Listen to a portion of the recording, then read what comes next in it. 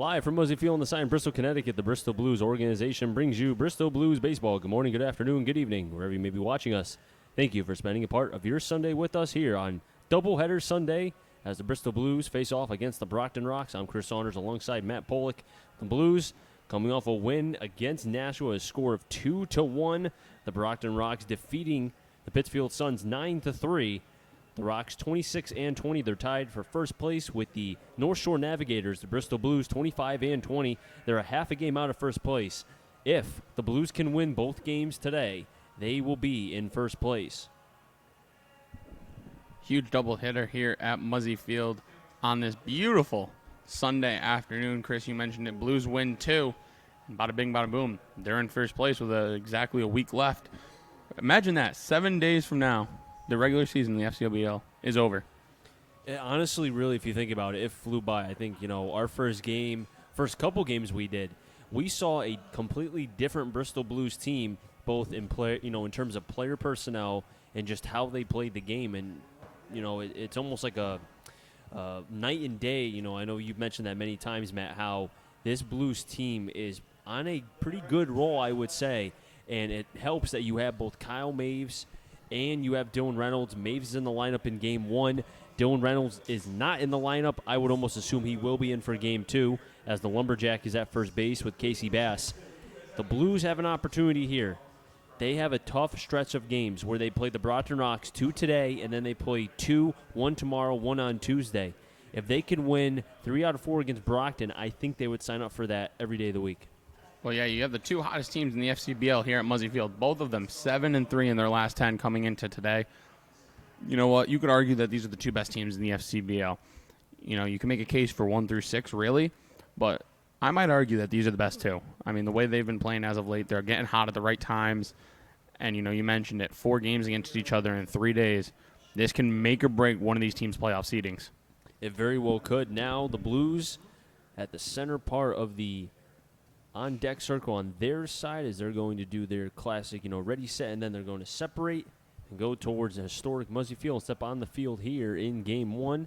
This is a doubleheader. Game 1 was set to begin at 3:30, but the Brockton Rocks were in a little bit of traffic, so they did not get until after 2 o'clock. And can we just give a quick shout-out to the grounds crew here at Muzzy Field? The field looks absolutely amazing.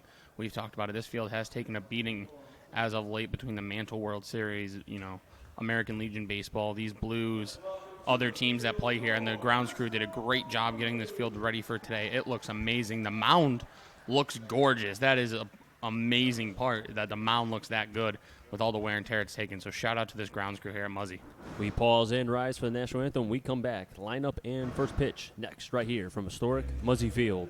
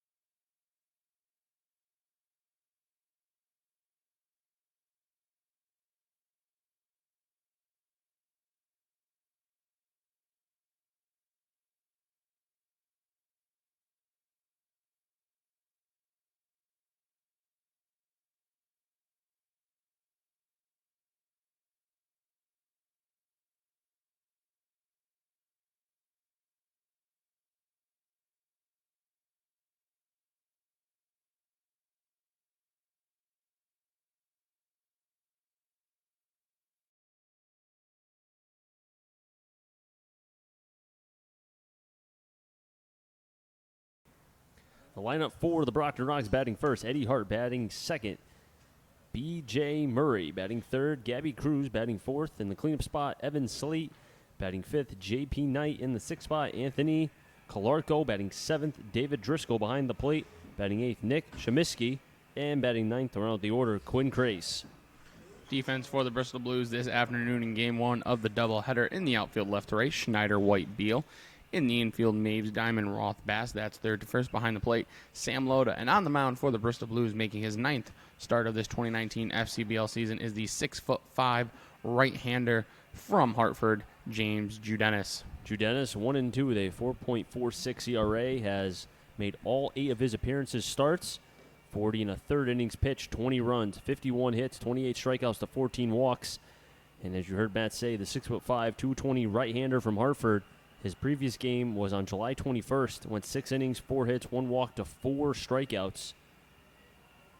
And James Judenis, the scouting report on the right-hander, plain simple, establish the fastball, now open up his slider, his breaking stuff, and mainly, too, payback against Brockton. The last time he pitched against them, it was a game of which they kind of got the better hand. He kind of fought through it, but James Judenis trying to be able to win here in Game 1.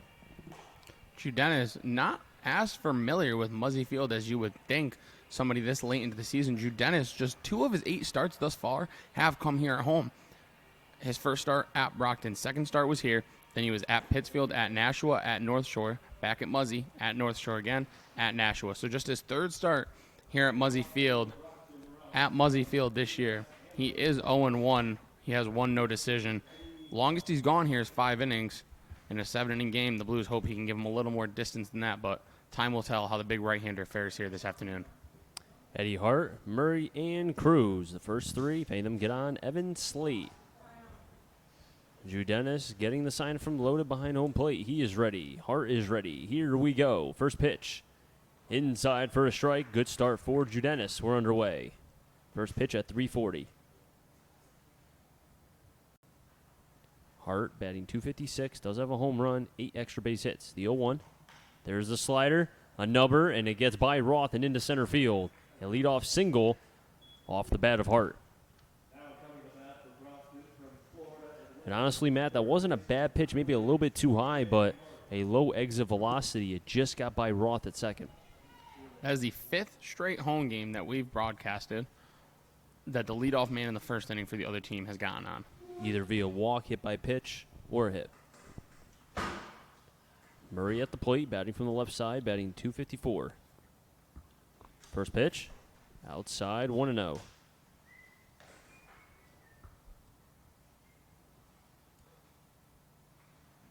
Hart taking a lead on at first. Staring down Judenis. Judenis comes to the set high. Pauses. Doing a head tilt. 1-0. Murray off the end of the bat, slicing towards left center. Going back is White, still back at the track, and it hits the wall. Hart's being waved around. Lotus screaming 3. Murray will stay on at second. And an RBI double for Murray, his 10th of the season. And quickly, the Brockton on back-to-back hits. It's 1-0. Not the start Judenis wanted for the Bristol Blues here. 2 hitters, 2 hits, 1 run for the Brockton Rocks. And this team, they can put up runs in bunches, so Judenis really has to buckle down here and limit the damage in the first. Team batting .249 with now 270 runs scored. 87 double on the season for the Brockton Rocks. Not a good start for Judenis, but still a semi-long game. Fires in a slider for a strike, 0-1. Now, the only problem is it's 2 7-inning games, not 9-inning games. So if it gets about the 4th inning and the score stays as is, you almost have to think if you're the Blues, you're counting outs. Judenis staring down Murray. Fires a fastball low, 1-1. Game time weather, 89 degrees. Partly cloudy. Beautiful day for baseball. Feels like 91 out there.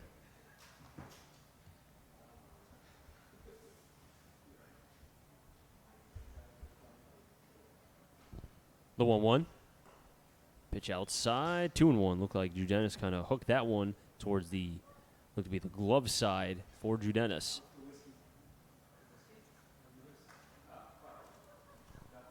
Runner on second is Murray. Had a double that scored Hart. Brockton leads 1-0. The 2-1. Over to third. Maves plays it back across the diamond. Murray's going to try to get the third. Pick play by Bass. Gets away. And Bass can't get to it. Murray will score. It's 2-0 Brockton.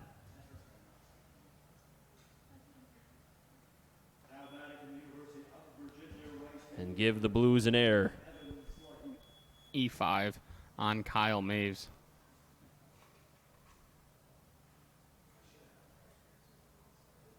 Getting to second will be Cruz on the air from Maves. So both Hart and Murray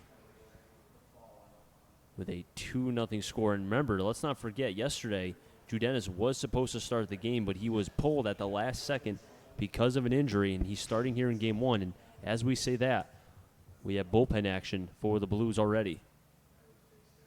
Cruz on. Pitch foul up the first baseline. 0-1 on Evan Slade. Slade batting .232 with 4 home runs, 13 RBIs. Cruz is on at second. And you mentioned the bullpen action. There has been times when we thought there was bullpen action, but then we were told later in the game it was just somebody throwing a bullpen. So I don't know if that's necessarily warming up to pitch in this game or just a bullpen being thrown. 0-1. Nice job by Loda, keeping it in front. 1-1. JP Knight is on deck. If my eyes are treating me well, it does look like it's Boisvert out there. Now, he threw, I don't think it's been 5 days. So I don't think he'd be eligible. It's been 4. So he'd be eligible tomorrow. 1-1. Slider high, 2-1.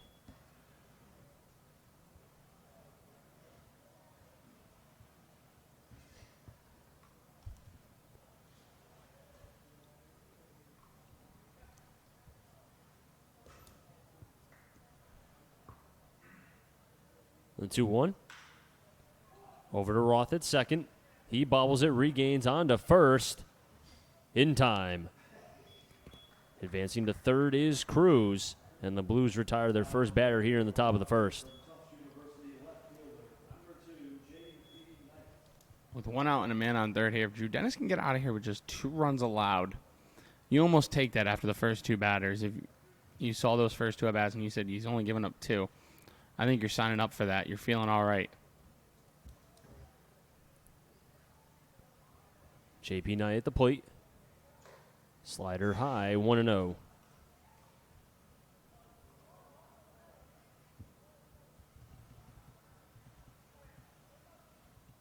JP Knight, 6'2", 195, does go to Tufts. And he's his hometown, Boston, Massachusetts. 1-0, swing and a miss, 1-1. Knight batting .286, does have 2 home runs and 20 RBIs. Runner on third is Cruz. Hart and Murray both scored. RBI hit from Murray, and then Cruz was able to get on base via an error, and that allowed the second run to score for Brockton. Drew Dennis wanted the pitch, must have been high, 2-1.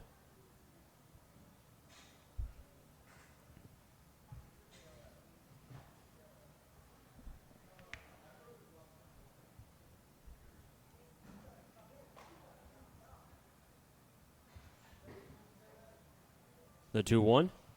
Swing and a miss, 2-2. Reared back, put a little something extra on that.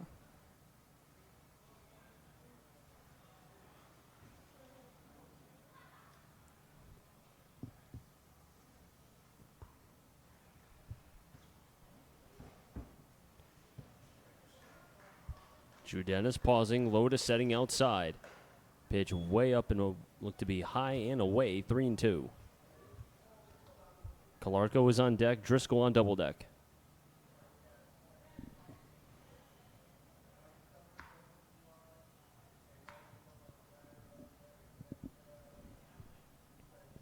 Three-two. Swing and a miss. First K for Drew Dennis as Knight goes down swinging. That gives the Blues their second out with Calarco at the plate coming up now.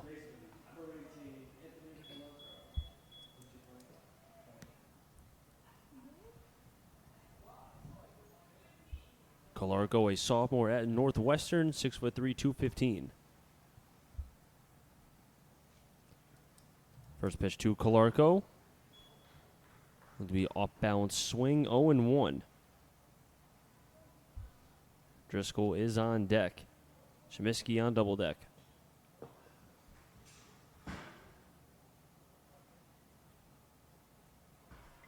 The 0-1. 0-2. He's here with the runner on third. Judenis is really looks like settled down, kind of found it. Maybe built some confidence back up after getting the ground ball. And then the strikeout, getting ahead of here. 0-2. Now he's a pitch away from getting into the dugout and letting his teammates hit. Well, the misplay by the Blues defense, he could already be in the dugout if you think about it. 0-2. Way outside. 1-2. Looked like when he landed, his arm was way behind him as momentum was carrying him towards home plate. Brockton with 2 runs early in this game. It is a 7-inning game. This is game 1 of the doubleheader. Game 2 will begin at approximately 6 p.m. Pitch is high. Judenis couldn't finish. 2-2. 2 balls, 2 strikes, 2 outs.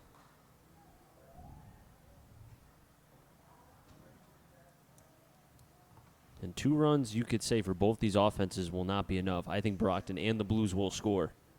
Just a matter of how much. The 2-2. Swing and a miss. Back-to-back Ks for Judenis. But Brockton does score 2. And the Blues will have an opportunity to bat in the bottom of the first when we come back.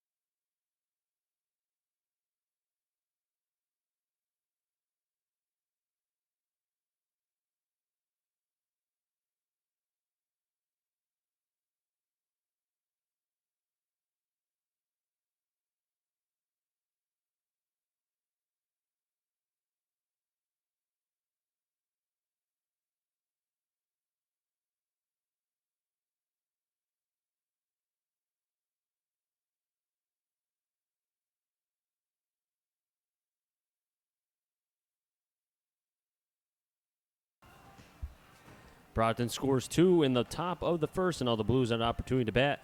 The defense for the Rocks, left, center, right, Knight, Crace, and Slate in the infield. Calarco at first, Hart at second, Chmiski at short, Murray at third, Driscoll behind the plate, and Alan Mejia is on the mound, the left-hander. Lineup for the Bristol Blues here in Game 1, leading off the center fielder Austin White. Behind him, the right fielder Christian Beal. Kyle Maves plays third, hits third. Buddy Dwayne, the designated hitter, hitting cleanup. Sam Lowe to the backstop, bats fifth. Behind him, Zeke Diamond, the shortstop. Rounding out the bottom third of the order, the first baseman Casey Bass, Danny Roth, the second baseman, and then Griffin Schneider playing left. And this is the first start for this left-hander, Alan Mejia. Left-hander 185 going to his sophomore year from Wabash Valley. That's the college he attends. And the scouting report that we were able to find on this left-hander is he does throw a slider, about 3 to 8 kind of break, can get the fastball up there at times. But the ball does come out of the hand pretty quickly for the left-hander. It looks like he's just playing catch.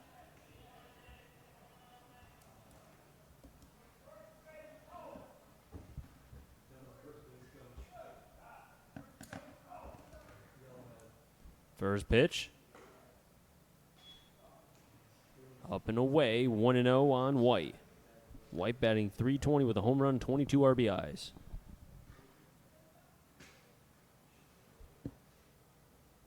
The 1-0. Way inside, 2-0.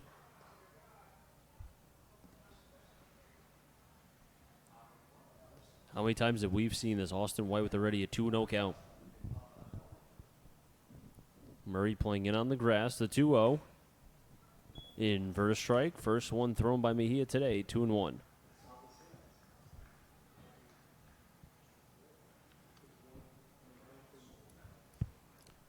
Remember last night, White did lead off with a bunt single. The 2-1.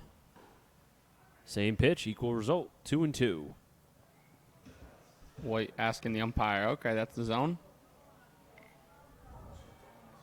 You can see where the home plate umpire sets up really inside, as Austin White will call time. Now, I've noticed that every umpire that we've had, he sets up in a different position. And I wonder if maybe that's to get a better viewpoint depending on the pitcher. The 2-2. High and look to be a little bit away, 3-2. One thing, too, with Mejia, it looks like, I don't know if he's throwing a two-seam or maybe it's the four-seam but having two-seam kind of movement, but it looks like it has tail. Payoff pitch to White. High pop-up. He'll stay in play. Driscoll takes off the mask. Coming in is Calarco, and Calarco will make the catch in foul territory. One down. I have to admit, Matt, that looked like a swing that we have not seen Austin White take too much. Almost looked like maybe not confused, but maybe a little bit tad in front. Well, we've seen him against Cam Sagan a little uncomfortable. He's had success off lefties, but, maybe there's just some lefties that give him trouble. Lefty on lefty matchup is always tough. So maybe it's just going to be one of those days for Austin White. First pitch to Beal. Inverse strike, 0-1. And now, Chris, you mentioned it in White's at bat. The umpire's setting up on the inside part of the plate, depending on who's hitting. Quickly now, 0-2 on Beal. Beal batting .280 with a home run and 14 RBIs.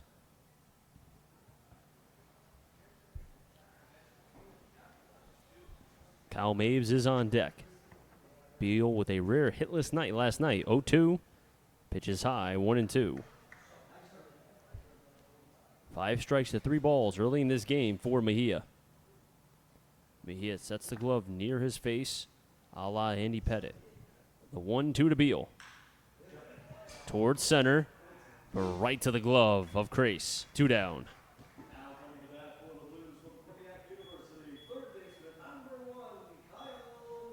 Kyle Maves at the plate, batting .351.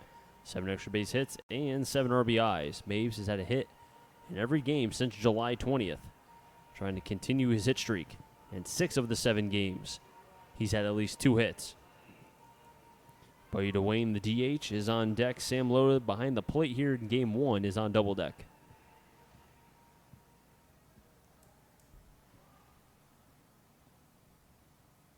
Maves attempts to bunt, but then the pitch must have been inside, 1-0.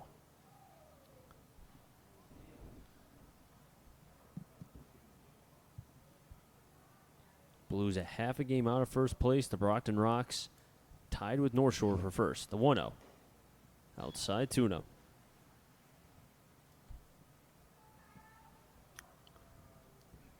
North Shore does play Nashua today. That game gets underway around 5 o'clock. 2-0. Make it 3-0. Good eye from Maves.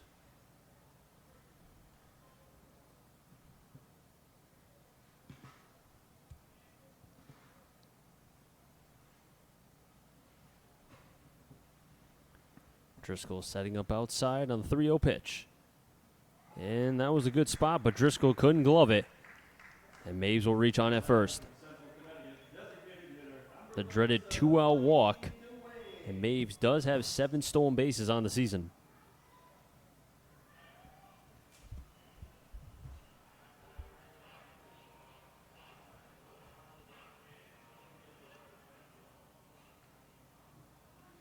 Buddy Dwayne batting .302. And he does go to Central, hometown of Montville, Connecticut. So he's at the first pitch, fouls it off his foot, 0-1. Dwayne kind of struggling a little bit. Just 3 of his last 15. So maybe trying to figure something out here in the doubleheader. We do know a game earlier about a week and change, he did take himself out and said he needed at least a day of rest. A long season for a lot of these players. The 0-1. Low 1-1. That was that doubleheader we played. Dwayne wasn't in the lineup for either game, and we were a little surprised by that. And then we heard it was his decision. You mentioned the long season. He's had one of the longest ones with the run Central made earlier this year.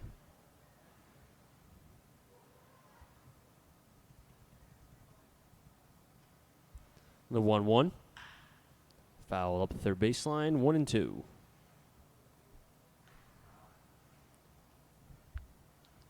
Dwayne from Uncasville, Connecticut.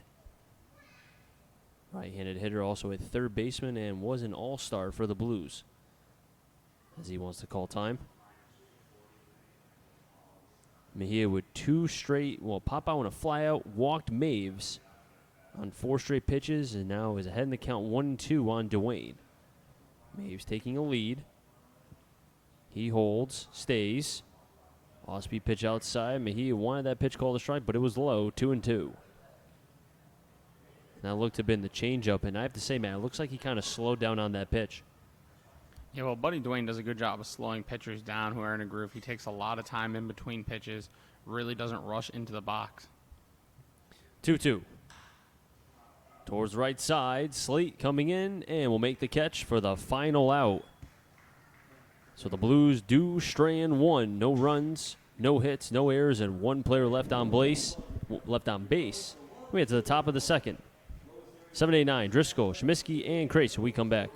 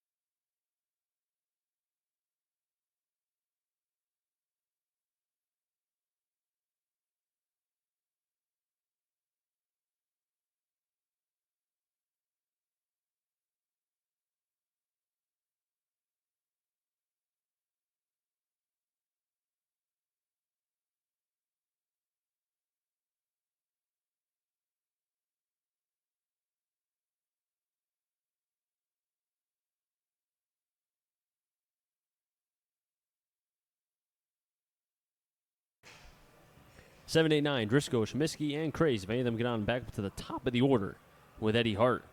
Blues did score, or rather, correction, the Brockton Rocks scored 2 runs in the top of the first, led up by Eddie Hart, who had a leadoff single. Then Murray doubled, and that gave the Brockton Rocks their 87th double of the season.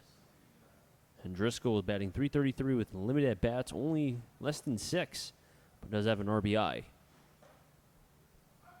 First pitch strike by Drew Dennis, 0-1. Drew Dennis did strike out back-to-back both Knight and Calarco to keep Brockton at 2. The 0-1. 1-1. 14 strikes, 10 balls for the right-hander from Hartford. Driscoll wearing number 12, batting from the right side. 1-1. Fouls it back, 1-2.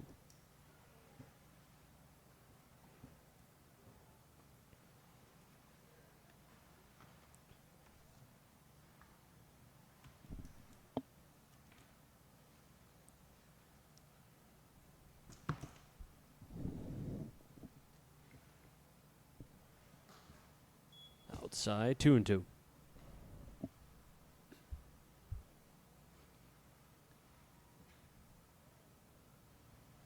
Blues last night won against Nashua 2-1, gave Garrett Coe his first FCBL win. 2-2, swing and a miss. Loda has to get up, fire over to first, and 3 consecutive strikeouts for Judenis, dating back to the top of the first. And some would say they don't like that drop third strike rule. I've heard pitchers on the record say, if I throw a pitch that's so bad that my catcher can't catch it and you swing at it, why should you be rewarded? And that really made me think of it. Like, I never really thought of the drop third strike of anything other than what it was. Once a pitcher said that, I kind of thought of it like, yeah, that doesn't really make sense. Fastball low, 1-0 on Comiskey, batting .260. Does have a home run and 8 RBIs.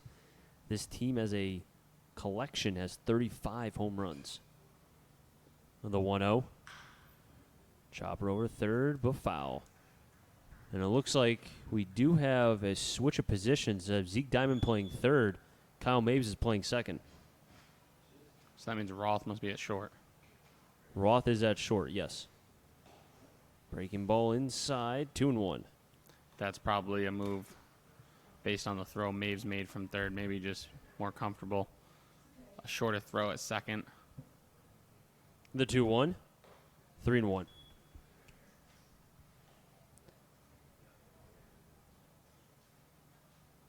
So if you're scoring back at home or wherever you are, Diamond is playing third, Roth at short. And as I speak of, Roth ranging behind the bag on to first, scoop by Bass. And they get the out. What a play. Little help, 6-3. Nice pick by Casey Bass over at first. Definitely looks more comfortable over there than he did in the bullpen last night catching. I was so surprised seeing him there. Did not think that I would see him. He even had the leg protectors on. Bunt, pulled back, 1-0 on Cross, batting .191. 4 RBIs. Craze with wearing number 19, batting from the left side. The 1-0. 2-0.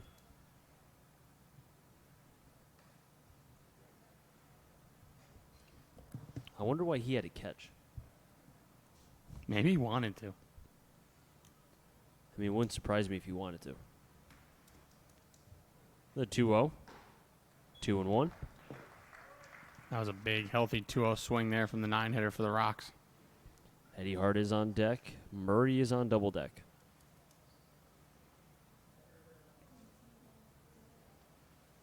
The 2-1 to Craze. Loda couldn't snap it. 3-1. And I almost bet if Loda catches that baseball, that's a strike. Umpire has been calling that pitch all day. Although it's only been an inning, 2/3, but still. So far, he's been consistent. 3-1. Sent towards right. Beal will make the catch, and the side will be retired. Judenis with a 1-2-3 inning here. Better performance in the second than in the first. Keeps Brockton hitless. We head to the bottom of the second. Blues will have 5, 6, 7, Loda, Diamond, and Bass, and we come back.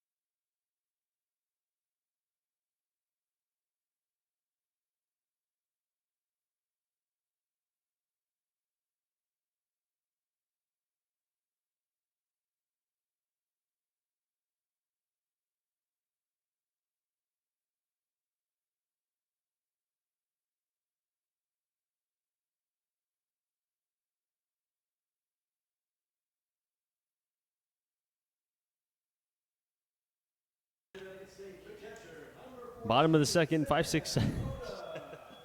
5, 6, 7. Loda, Diamond, and Bass. Made them get on Roth. Apologize to my partner making me laugh to my right. I have another 13 innings with him. Well, 12 and a half. Oh, did we just become best friends? Never seen the movie. I can't believe that. You've never seen Step Brothers. Nope. Oh my gosh. Sam Loda batting 288. I'm sure he's seen Step Brothers. Pitch outside looked to be the 2-seam 1-0. Loda, a product of Central. Been splitting time with Lasky and Reiner as the Blues have a 3-catcher system. The 1-0. 2-0. Drew Dennis in the last half, the top of the second, did get a 1-2-3 inning, struck out Driscoll for his 3rd consecutive strikeout and got a ground out and a fly out to help the right-hander get his first 1-2-3 inning here today. As it looked like the home plate umpire maybe got a piece of that 2-seam pitch that was on the inner half of the plate. Kyle Maves going out to give home plate umpire a little bit of a breather, as well as the catcher Driscoll going out to talk with Mejia.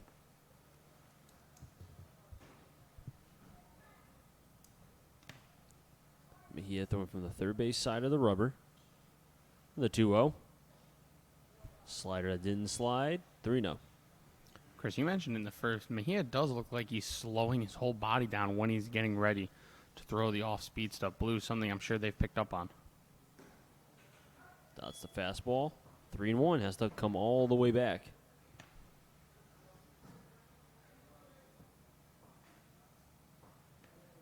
The 3-1 pitch.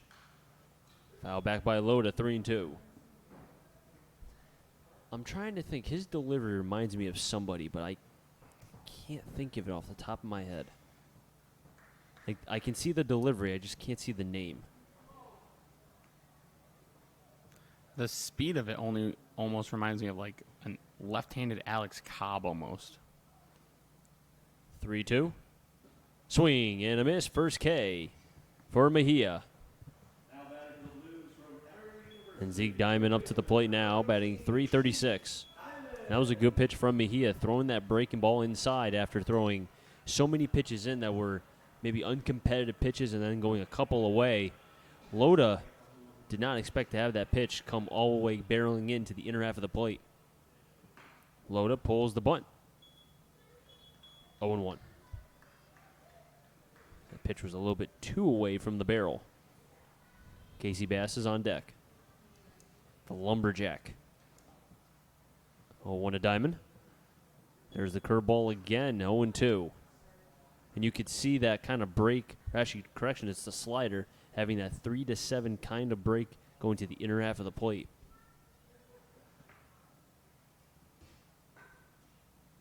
Oh, 2. Diamond sends that one towards right center. That'll drop. That'll give the Blues their first hit here in the second as Diamond takes a wide turn. As the ball trickles away, but not far enough, Diamond will stay on at first. Good job by Slate cutting that ball off. It didn't look like he had a chance at cutting it off originally. It looked like that was getting to a wall. It was going to be an easy stand-up double for the Blues, now third baseman. But Slate, great job cutting it off, getting it in quickly, holding Zeke Diamond to a single. But, you know, Diamond has some wheels. Potentially could turn that single into a double by himself. Casey Bass at the plate now, the lumberjack. There's the off-speed pitch, 1-0.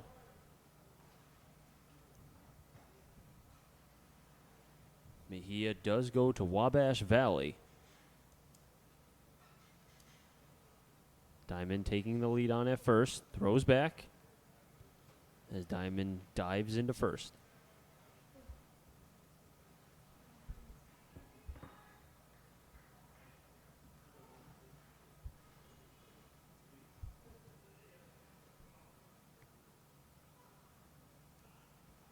Mejia holds. Still holding. Diamond takes another lead. Pitch is low, 2-0. Roth is on deck. Schneider's on double deck. I think this is a good matchup for Bass because you could see that at times Mejia really can get that two-seam to the inner half of the plate.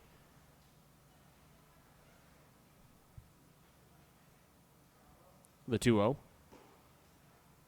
Outside, 2-1. And it's always good, I think, for Bass as well to go lefty on lefty and see what he can do. As these are a couple of Division III players, Bass, Wisconsin Stout, and Mejia at Wabash Valley. for the 2-1. Throw back to first. This time a little bit harder from Mejia. Has Murray on that throw. Made sure he was behind Mejia just in case if that throw was to get away from Calarco, who's on first. Mejia pausing near the brim of his hat. 2-1. Bass fouls it back. 2-2.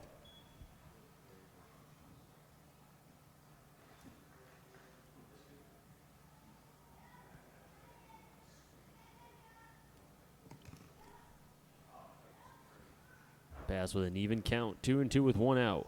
Brockton scored 2 runs in the top of the first and were held hitless in the top of the second. Blues get their first hit off the bat of Diamond here. 2-2. Bass, chopper, and nice little play from Diamond, escaping what could have been an out if he was hit. And because of that, Bass with back-to-back singles for the Blues, first and second. 1 out.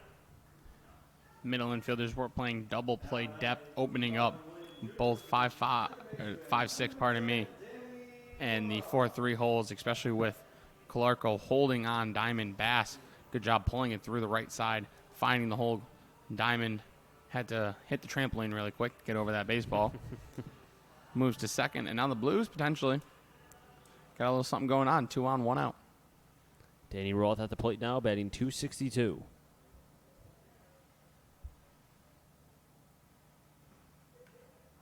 Takes a strike, 0-1. Griffin Schneider is on deck.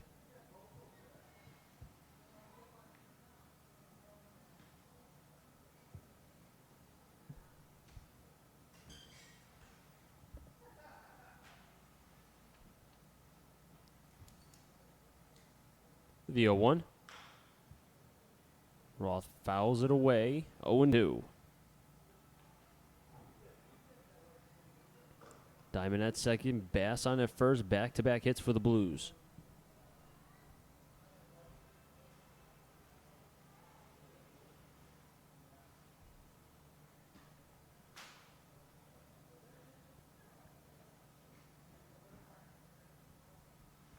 The 0-2. Roth hits the top part of the pole, still 0-2. Fair ball. Imagine that. I always want, I almost wish, That's probably going to be the next rule. There's no foul balls. Everything's in play. That's how you get more home runs. If they want more home runs, there you go. Get rid of foul ball. Infield is playing back behind the runners. As Mejia will step off, Chris Saunders alongside Matt Pollock, Jack O'Donnell manning the controls, and Connor on the field camera. And a beautiful Sunday afternoon, the Blues playing 2 against the Brockton Rocks. Sorry, Mejia, not afraid to take his time in between pitches. Mejia really slowing the pace down here. Runners on base. 0-2. Roth doesn't go. 1-2. And Roth has been vulnerable to the K. He has over 30 strikeouts this season. But did, however, get an RBI, and it was a crucial one. The second RBI, and that was the only 2 runs that the Blues scored yesterday against Nashua. And they won 2-1, improving their record to 25-20. 4 games away from their 29-win season last year. 1-2, way outside on the 2-seam, 2-2. So if the Blues just win 4 straight games, all against the Brockton Rocks, they'll have matched their win total from last year. Correct. And Brockton last year was 27-29. They're 1 win away from matching their win total, and I can't see them losing 9 games. So they will be in much better fashion this year than last year. The 2-2. Swing and a miss. Another K for Mejia, his second. And Griffin Schneider stepping up now with 2 down. Good off-speed pitch from Mejia. And last year, Matt, they were 4th in the FCBL. The Blues were in 3rd. This year, both teams still have a shot at first, but at the same time, they still also have a shot at being 6th. I mean, that's one of the better parts, I think, compared to last year where it was top-heavy between Martha's Vineyard and Worcester and then everyone else. Now it's practically everyone except Westfield, with only separating by a game and a half game, however you want to look at it. Schneider takes a strike, 0-1. Austin White is on deck. Almost said Alex again.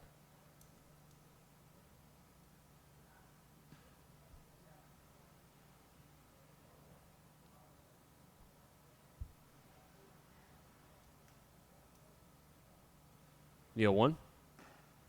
0-2.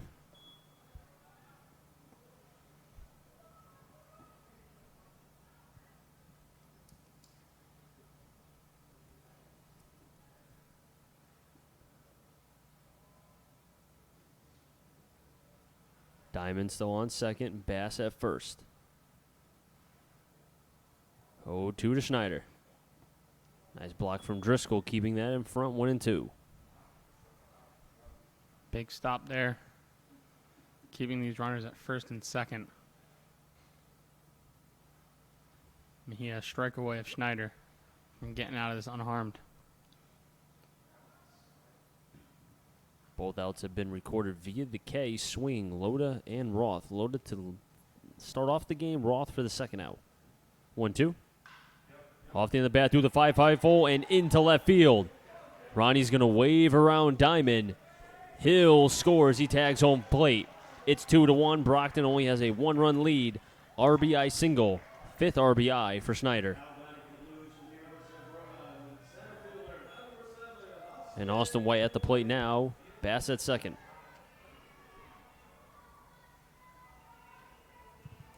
How about that? Schneider going to the opposite field, or rather, correction, going to the pull side, but going through the 5-5 hole.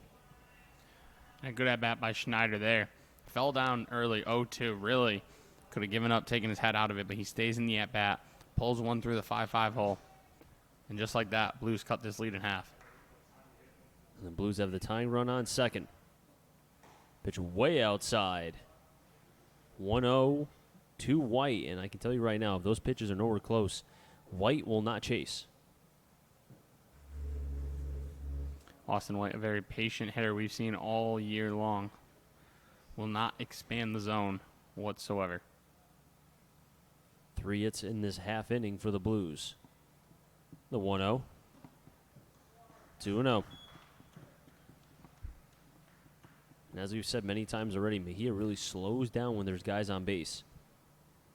And that's been like that for some time now. As both outs have been recorded via the K, loaded to lead off the bottom of the second.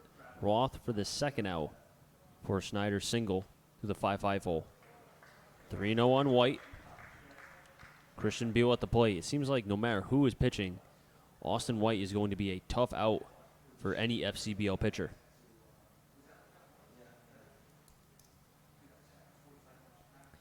Hart playing was shallow, now drops back another step. 3-0 to White. Ball 4.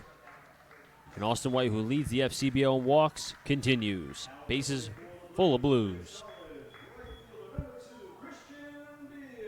Bass will get to third on the walk. Schneider advances to second. Christian Beal at the plate now. As we said, Beal was hitless yesterday, one of the few times we've said that. But as an opportunity here, he flew out to center field for the second out back in the first.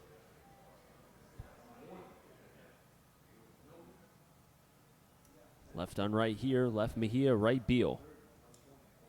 Beal sees, swings, and fouls. Beal has one homer on the year here at Muzzy. Line drive homer into left, just sneaking over the wall. His first at-bat today. Flew/lined out to center field. Hard hit ball. Right at crease, unfortunately.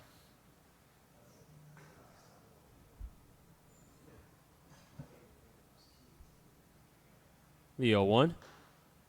1-1.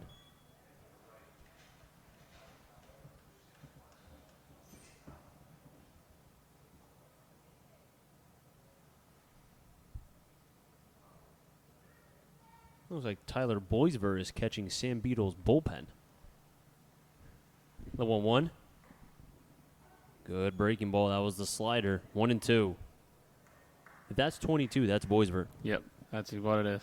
So we saw Bass yesterday, Boisver today. Are we going to see Ronnie there? Maybe Scotty or Shiner, but Imagine that. Bases loaded. 1-2 on Beal. Way outside. 2-2. And it looked like on that pitch there, slider kind of came around it. Did not stay on top of the pitch.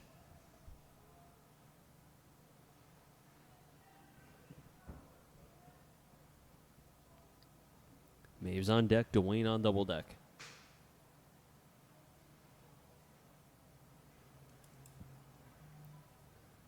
2-2. Up the middle and through for a base hit. Bass will score. Schneider, he's coming around. Ball's cut off, and now White's in a pickle. Beal takes halfway towards first. White staying in. Has to evade it and can't. But the runs do score on the 2 RBI single from Beal. Scoring on the plays I said was Bass and Schneider. And the Blues have the first lead here tonight, or I should say this afternoon, 3-2.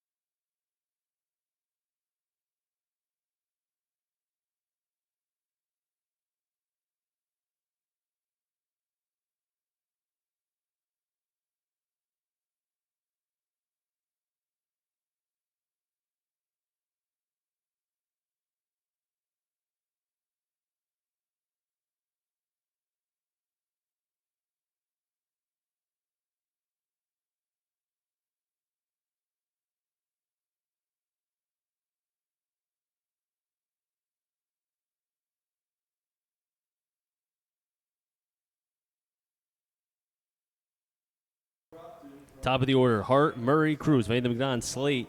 The shutdown inning now is of the utmost importance for James Dudenis as the Blues score 3. In the bottom half of the second, Diamond, Bass, and Schneider all 3 scored before Austin White got into a little bit of a pickle. But the one who was able to get the hit was Christian Beal, sent it up the middle that scored 2 runs, as I said. Both of them being now, the third run being the go-ahead run is 3-2 as we're in the top of the third. First pitch is low. 1-0 on Hart. He sent one, even though it was softly hit towards center field, dropped in front of White for the first hit for the Brockton Rocks. 1-0. Foul back, 1-1. And going back into that bottom of the second, smart play by, I assume it was Calarco, the cutoff man, that cut that ball off to get Austin White in the pickle. Heads up play there.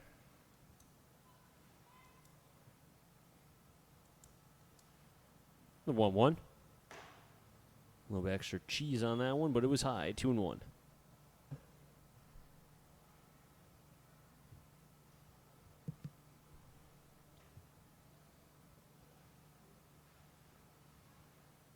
The 2-1. Foul back. 2-2. An MLB update. Apparently Trevor Bauer gave up the lead, and he got frustrated. So he threw the ball from the pitcher's mound over the center field fence. That's why New York should not trade for him. He's a head All case. I have to say. He's a head case. Can't do it. 2-2. Popped him up. Foul territory. Bass ranging over. And nice slow play. 1 down by Casey Bass. B.J. Murray at the plate now. He doubled and scored Eddie Hart, as I said, who led off the game in the first to give Brockton at the time a 1-0 score, as they scored 2 in that top half of the first.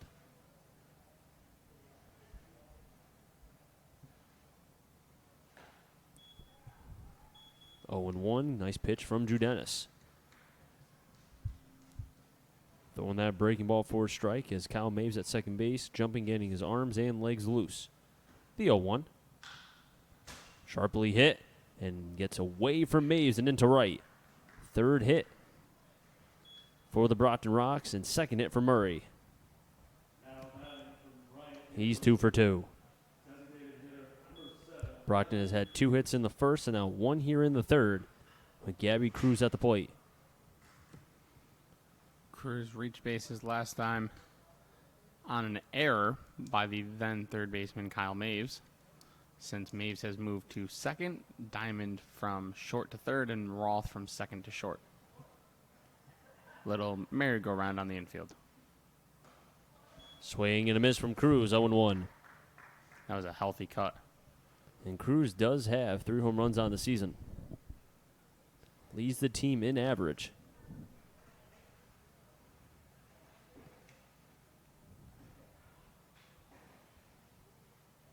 Cruz does go to Bryant. He will be a senior. Pitches up high. Throw back to first. Not in time. Cruz 6'1", 215. In his hometown of Miami, Florida. Cruz has homered here at Muzzy earlier in the year. 2-run shot. Evan Slate on deck. JP Knight on double deck. Murray on at first. The 1-1. Low, 2-1. And it looks like still, that might be Beetle. He's still warming up in the bullpen. I'd have to say, Matt, I don't know if that's a bullpen or, a throw day anymore. Well, the fact that Boisvert's still his catcher leads me to believe that it might be. Sends one towards left, but it's dying in and dropping in front of Schneider in left. Back-to-back hits for the Brockton Rocks. They tied up with the Blues 4 hits apiece. And that ball for a second looked like it was going to be gone, but maybe a little bit too much hang time as the wind started to pick up a tad and kept that ball at least in front of Schneider for only a single. Did you see when the Yankees were in Minnesota still? Didi hit a ball, and Sterling went into his, that is high, that is far, and then he just goes, no, it's not. He was like, it sounded so good off the bat. It looked great, and then it just died. Just like that. Field. Yep. Just like that. Evan Slate at the plate. He swings at the first pitch over the head of Maves and into right. That will score Murray. Here comes Cruz as he slides into third. Throw to second. As Bass could not hold on to the ball. Second and third. And the ball game is tied 3-3. RBI double for Evan Slate. 14 on the season. For number 25, Evan Slate. Chris, you'd give him a clean double on that? No single, getting second on the throw? You think he's there either way? I think he's there either way.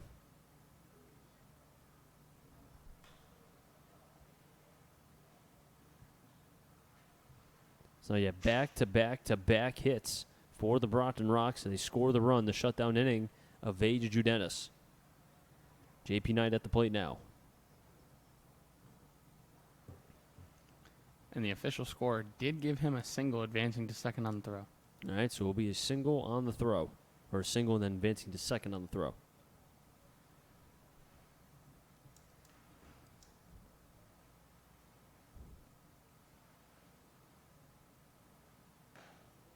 Slider in for a strike. 0-1 on JP Knight. He struck out for what was the second out for Judenis. Back in the first.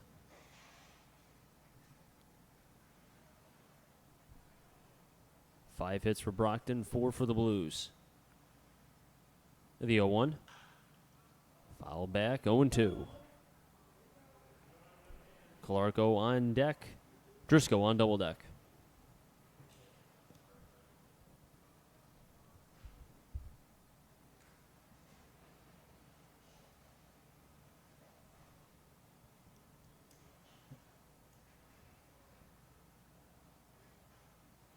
The 0-2.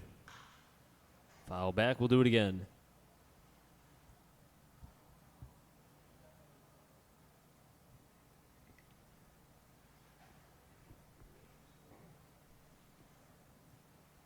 Two runs in the first, 1 in the third for Brockton. Blues scored 3 in their half, but not being able to have that shutdown inning, as we always preach in this broadcast booth, has now kept this game an even tilt, 3-3. Blues also have an error in this game. The 0-2. Pitch is high, 1-2. And Judenis was able to glide through the second inning, and then, although that was in the bottom of the order, that had the 7, 8, 9 batters, gives up back-to-back-to-back hits after retiring Eddie Hart to lead off the third. 3 straight singles for Murray, Cruz, and Slate, scoring a run. 1-2. High fly ball on the left. Schneider going back, still back at the warning track, will make the catch. Runner from third will tag. That's Cruz. He'll score on the sac fly. Give JP Knight 21 RBIs on the season, and Brockton regains the lead 4-3.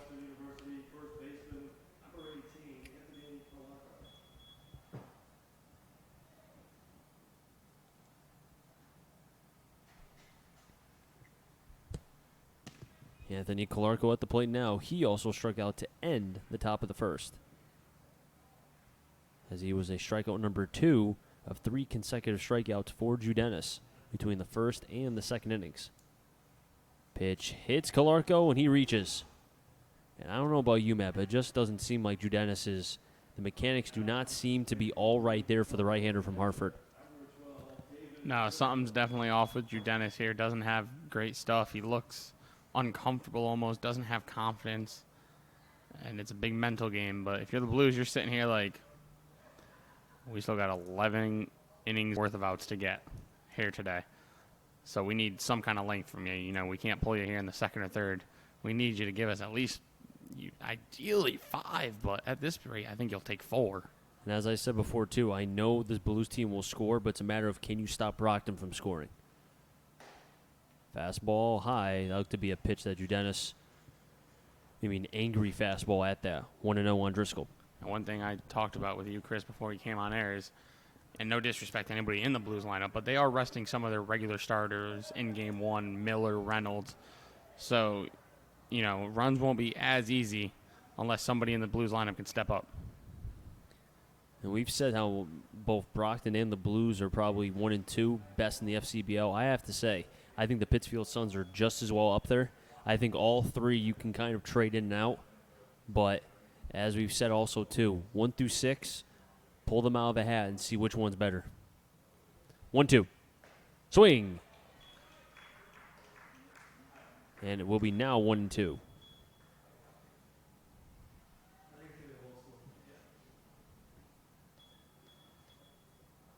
Judenis looking for his 4th K and keeping Brockton at only 2 runs. 1-2. There's the swing and miss.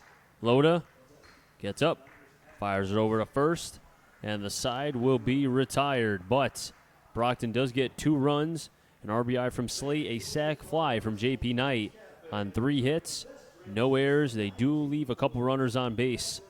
But the Brockton Rocks regain the lead 4-3. And the Blues will have in the bottom of the third 3-4-5. Mabes, Dwayne, and Loda. We come back.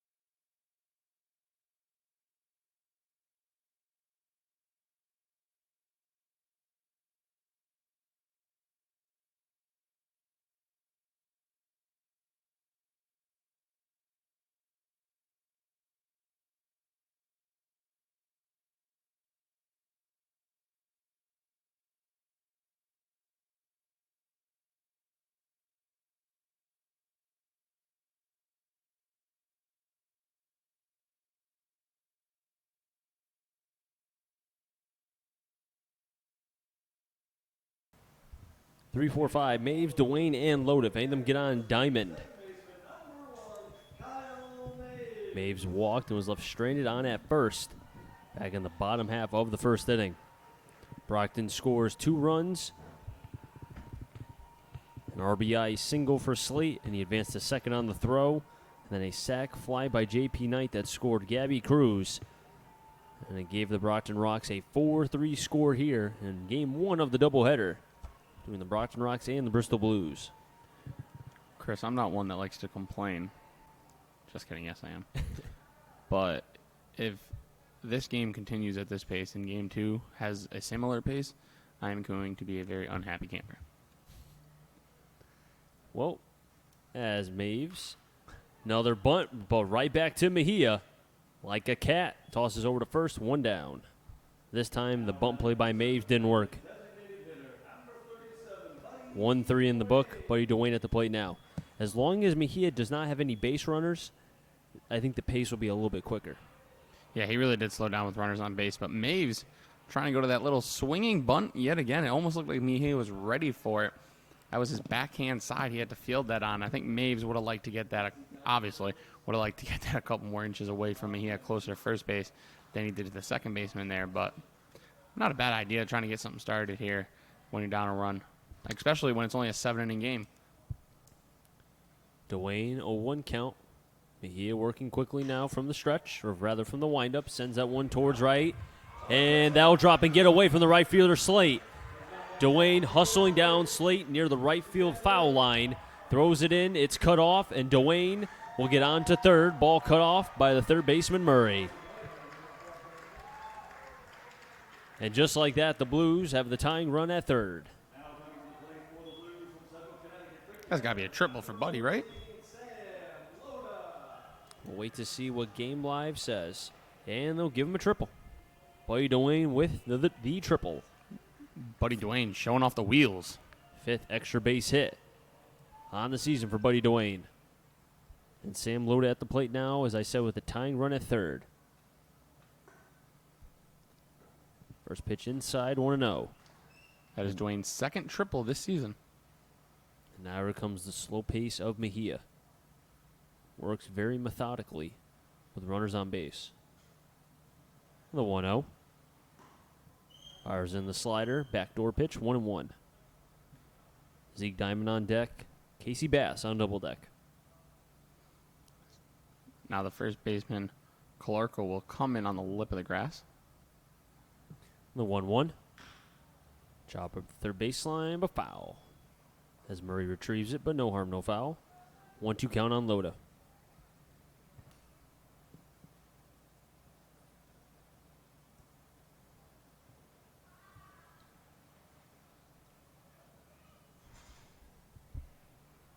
The 1-2.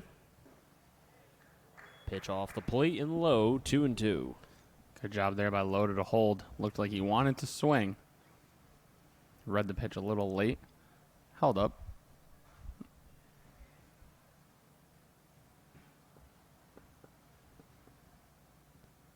Two. Another foul ball from Loda. 33 strikes, 26 balls for Mejia.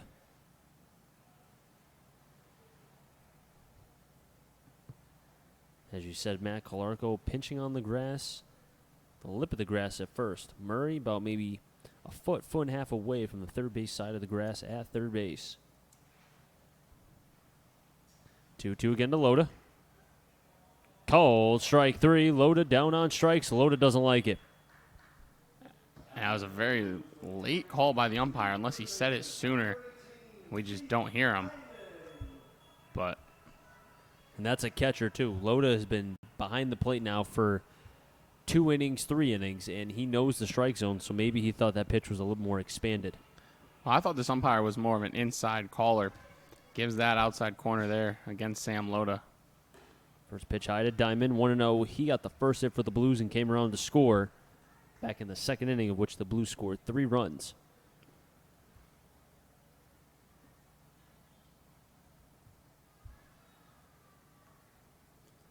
Now it's up to Diamond to try to get this tying run in from third. 1-0. 2-0.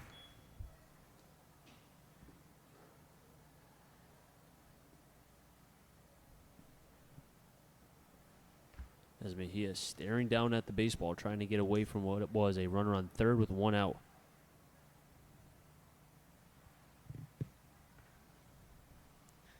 The 2-0 to Diamond. Inverted strike, 2-1. And there's no action in the Blues bullpen. Drew Dennis will be coming out for the fourth. As it looks like somebody in the Brockton bullpen looks like they're just stretching, enjoying the sun out there. Probably trying to catch a tan. A 2-1. Diamond laces that one towards center. Coming in is Crace. Diving, makes the play. And saves what would have been the tying run. And Mejia, as he taps his glove and slaps the glove of Driscoll, his catcher, evades what could have been a game-tying hit, but instead, it keeps the Brockton Rocks ahead, 4-3.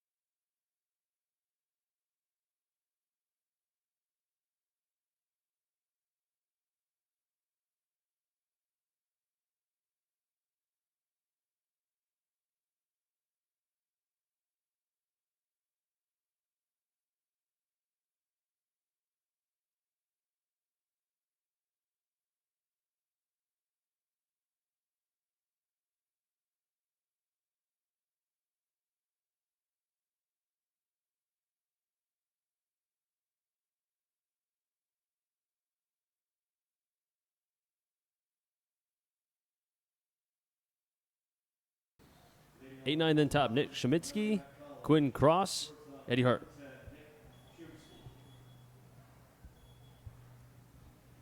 And them get on B.J. Murray. Shemitsky grounded out in his last at bat. Top of the fourth, 4-3. Brockton leads over the Blues. Drew Dennis fires in a strike to the backdoor side of the plate. 0-1. Brockton scored 2 in the top of the third to take a 4-3 lead. Nubbed up the middle, went through. Another hit for Brockton. Their 6th here today. And it just looks like, Matt, that the hits seem to be getting harder and harder as more pitches that Drew Dennis throws. Seems like it's getting easier and easier for Brockton to pick the ball up out of his hands, know what's coming.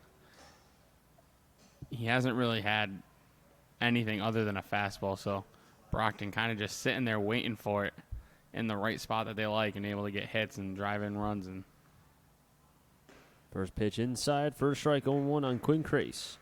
Crace with his left blinker out. I don't think he wants to tuck that in anytime soon. The first time I ever saw that was when the new Britain Rock hats were still a thing, and somebody had both of them out. Oh, left and right blinkers out. Throw back to first. Bass just keeps that from getting away. Both left and right field, there's a lot of foul territory. So if you throw the ball away, it could be like a merry-go-round, and the runner could run for days. Eddie Hart is on deck. 9-batter Crace at the plate. 0-1 is the count. Drew Dennis fires it in. 0-2. High cheese and Crace, he chased. Choking up on the bat is Crace.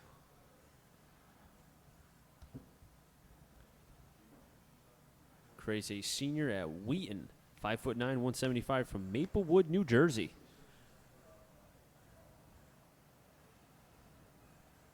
The 0-2.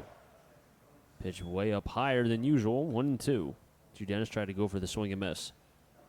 I always thought a pitch that's high, that high, I almost think of it as almost like an uncompetitive pitch, just because I really don't feel like it does much as far as changing the eye level because it's so far high.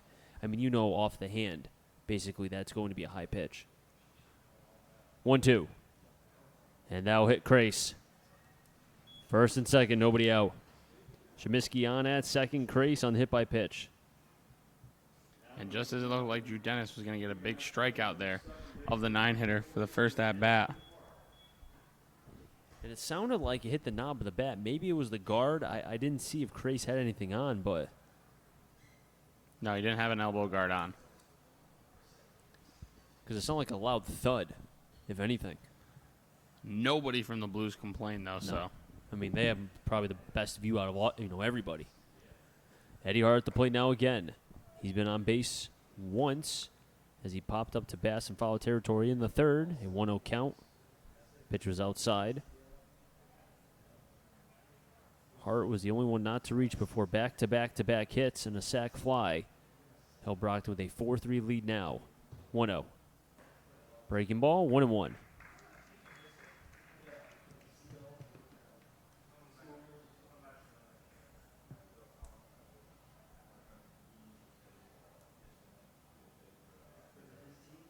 Drew Dennis staring down Loda. Bases on full of Brockton Rocks except on third. The 1-1. Good pick by Loda behind the plate, 2-1. It doesn't seem like Drew Dennis has much. We haven't seen a change up. The breaking ball has been there early in the game, but then as of late, kind of has been able to, has gotten away from it and has been throwing more fastballs. And as we, have seen for the last inning and, inning plus, a lot of fastballs. There's the slider. Loda screaming out, popped him up. Loda still screaming at third. Beal makes the play. And there'll be one down, cut off by Diamond at short. That was the 70th pitch of the day for Drew Dennis. B.J. Murray will be at the plate next. He's 2 for 2 with an RBI. Doubled in the first. That scored Hart for the first run for Brockton, and then singled in the third. As you said, 70 pitches. 70 for the right-hander from Hartford, James Drew Dennis. There's the breaking ball. Murray towards right. That's going to drop. Murray's going to be 3 for 3. Come around from third. Chemiskey scores. Here comes the second run. 2 RBI double for Murray, his second double. He has 3 RBIs today, and he's also 3 for 3. It's 6-3 Brockton.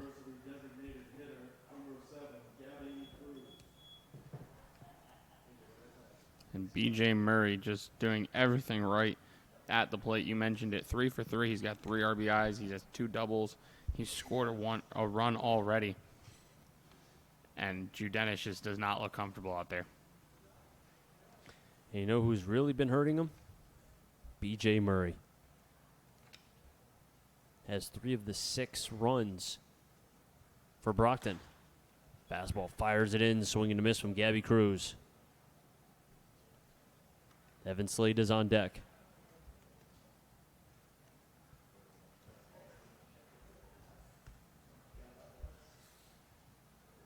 As now looks to be bullpen action, slowly going for the Blues here.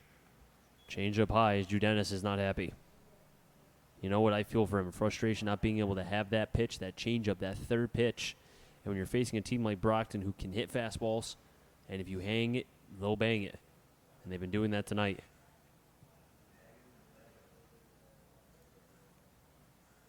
1-1. There's the changeup. 5-5-0 backhand, and Diamond can't make the play. Actually, correction, that is Roth. Roth could not make the play at short. So first and third. And when it rains, it pours. And now there is action in the Blues bullpen. It's Will Reiner down there warming somebody up. And this isn't a bullpen. This is getting ready to come into the game. That's Beetle. Sam Beetle is warming up. And now if you're Sam Loda, what are you saying right now to Drew Dennis? Maybe just settle him down. He's rushing a little bit. You know, you're probably telling him, you know, all right, you have one pitch. Let's work different locations It's hard. I mean, with only one pitch against a team like this, Yeah, it's difficult. He's a lone man out there. Swing and miss. 0-1 on Slate. Slate had the RBI single for his 14th of the season back in the third, and ground out 2 at the time was Roth in the first. As the Blues switch positions, Maves is at second, Roth is at short, Diamond is at third. The 0-1 to Slate. High fastball, 1-1. JP Knight is on deck. Calarco on double deck. Runners on the corners for the Rocks. Have 2 runs so far. 8 hits total. 1-2.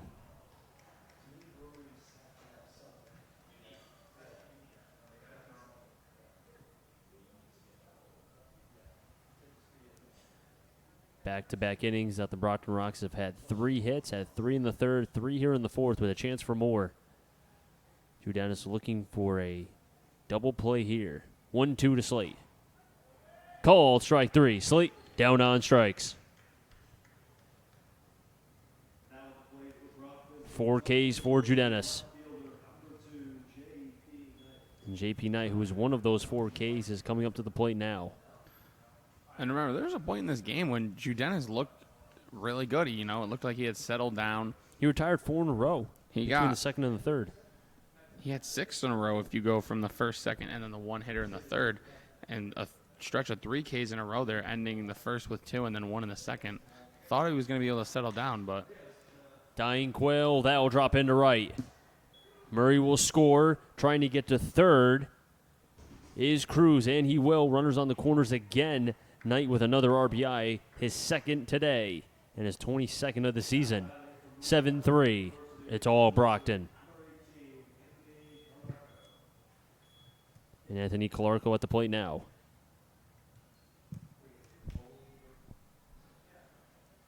So Murray has 3 RBIs, 3 hits, and he has scored 3 runs here today. JP Knight with his second RBI, as I've said. Runners going, pitches swung at, high in the air to right. Beal at the warning track will make the catch. But the damage has been done. Brockton scores 3 runs on 3 hits. No errors, they stray in a couple, but it's 7-3 Brockton. The Blues, it's only a 7-inning game, and they're running out of outs.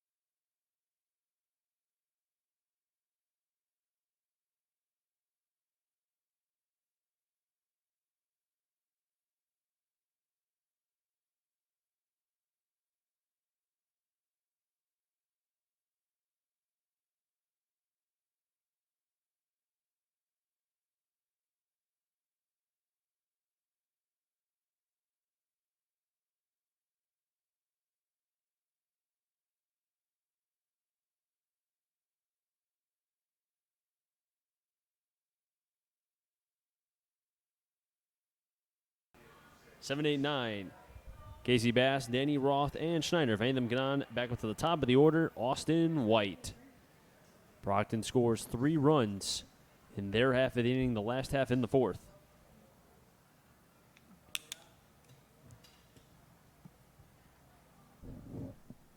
First pitch to Bass. Low for a ball, 1-0.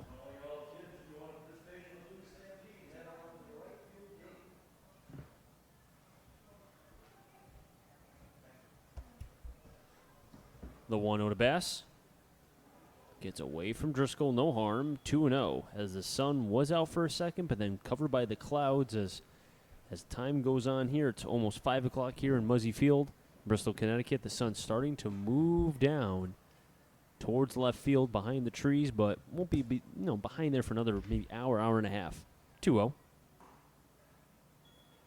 First strike here in the half inning for Mejia. Bass not a fan of that call, but the umpire has given that outside corner a little bit more these last couple innings than he did earlier on in this one. The 2-1 to Bass. Hard chopper, ranged over by Calarco. He tosses it to Mejia, 1 down, 3-1. 39 strikes to 30 balls for Mejia. His line so far through 3 1/3 innings. 3 innings, as I said, 3 1/3. 5 hits, 3 runs, all of them earned. 3 strikeouts to 2 walks. Danny Roth at the plate now. Roth in his only at-bat struck out swinging. 2-seamer high, 1-0.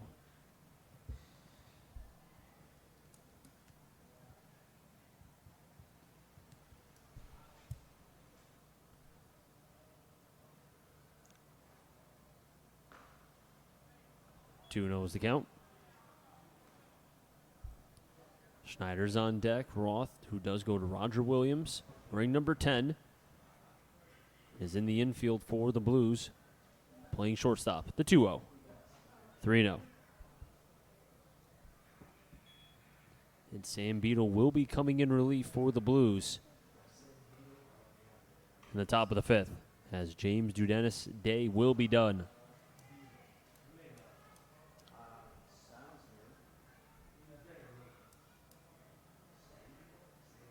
3-0 pitch. And Roth taking all the way and throws the bat. Can't believe that was called a strike. And I can almost guarantee you if that pitch is any closer, next pitch, it'll probably be a strike. Yeah, no umpire appreciates that. 3-1. Roth pops it up. They'll stay in the infield. Murray, Sheminsky, and it'll be the shortstop, Sheminsky. Nope, it'll be Murray. They tricked me. They fooled you, Chris. They tricked me. 2 down. To be fair, I also thought it was Shumsky making the catch. So either way, whoever was doing it, we really looked dumb. And with 2 down, it'll be Schneider at the plate now.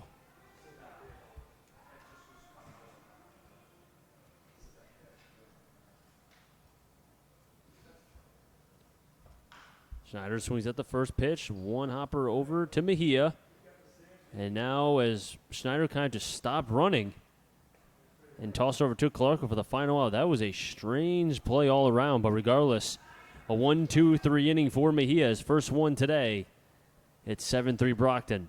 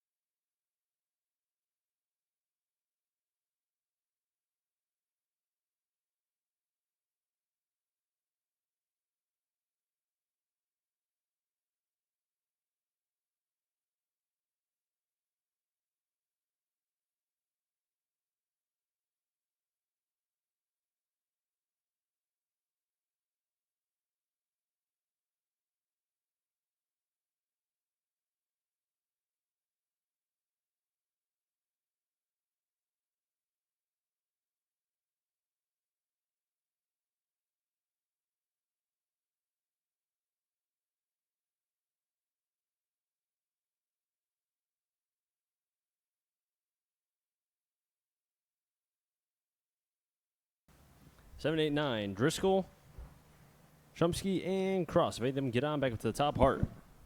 First pitch low, 1-0.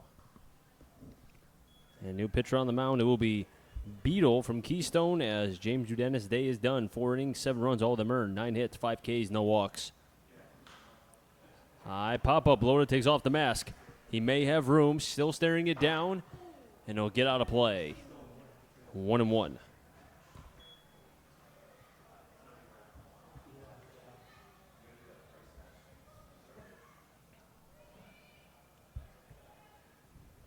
Chris Saunders alongside Matt Pollock. Jack O'Donnell manning the controls, and Connor doing the field camera. We like to call him Sunshine. 1-1. Just a bit high. Must have had popcorn before he came in. 2-1. I did have popcorn today. Did you have popcorn? I did. You know what? Melissa bought popcorn at Costco today, and she texted me and said it was the best thing she's ever had. But it was like a new popcorn. Might have to try it. You may have to. The 2-1. High, 3-1. Have you tried the new, have you been to Carvel lately? Yeah, I have. Have you had the Boss Shakes? No. Oh, you're missing out, man. I don't got that kind of money, dude. They don't pay me for this. It's like $4. 3-1.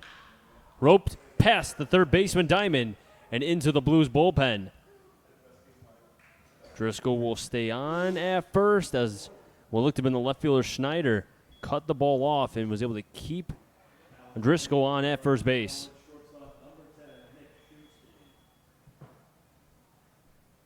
And Nick Shumsky will be at the plate next.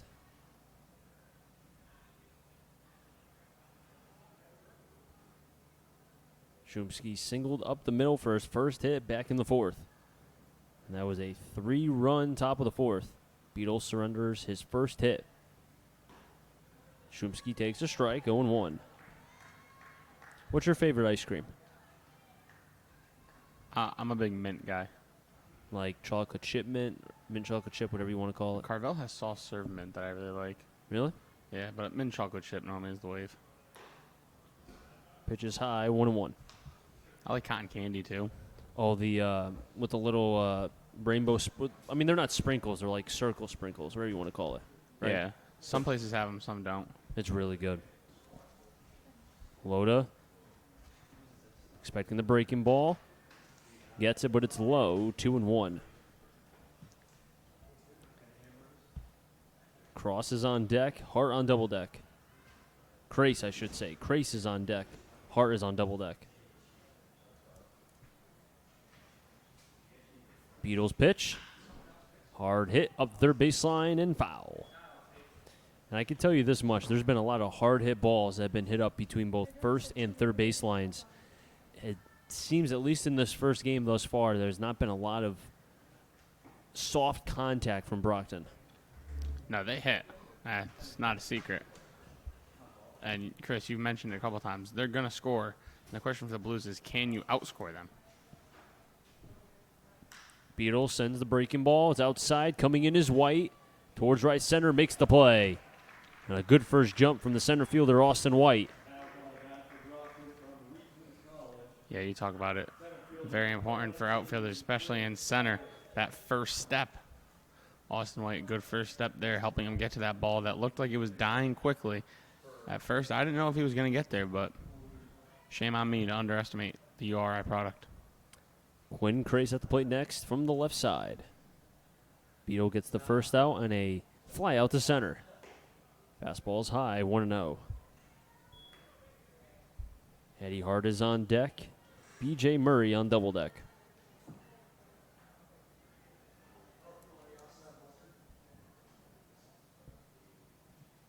The 1-0. 1-1.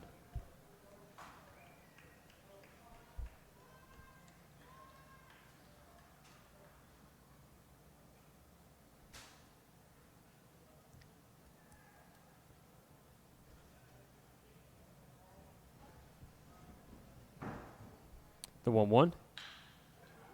Towards right, and that'll drop. Second in this half inning for Brockton. Give them now 11 hits here today. And the hits keep on coming for Brockton. We're back with the top of the order, Eddie Hart. Hart has been on base once, popped up to Casey Bass in foul territory in the third, and then flew out to Schneider in left field in the fourth. You know, it's only a 4-run game right now. Oh, man, does it feel like a 10-run game. Well, 11 hits by Brockton. They have been peppering Blues pitching so far here in game one. Lotus setting up for the breaking ball. Beetle can't snap it. 1-0. And if you're Hart, both times that you've been out, the guy behind you, B.J. Murray, he's been having a day. Time out. Did you just call that breaking ball? Yeah. Why are you surprised? 1-0. Fastball outside, 1-1. Why are you surprised? It just threw me off. Oh, well. With the runner on second, I didn't think it would be as obvious. Well, watch when Lotus sets up. I pointed this out earlier. He sets up in a particular spot where, depending on where his foot is, on the front foot, you can tell if it's going to be a breaking ball or a fastball. Maybe Brockton knows that. That's why they're hitting so well. Beetle sets, 1-1. Breaking ball outside, way outside, 2-1. B.J. Murray's on deck. Gabby Cruz on double deck. Driscoll at second. Has Beetle staring him down. The 2-1. Call strike 2-2.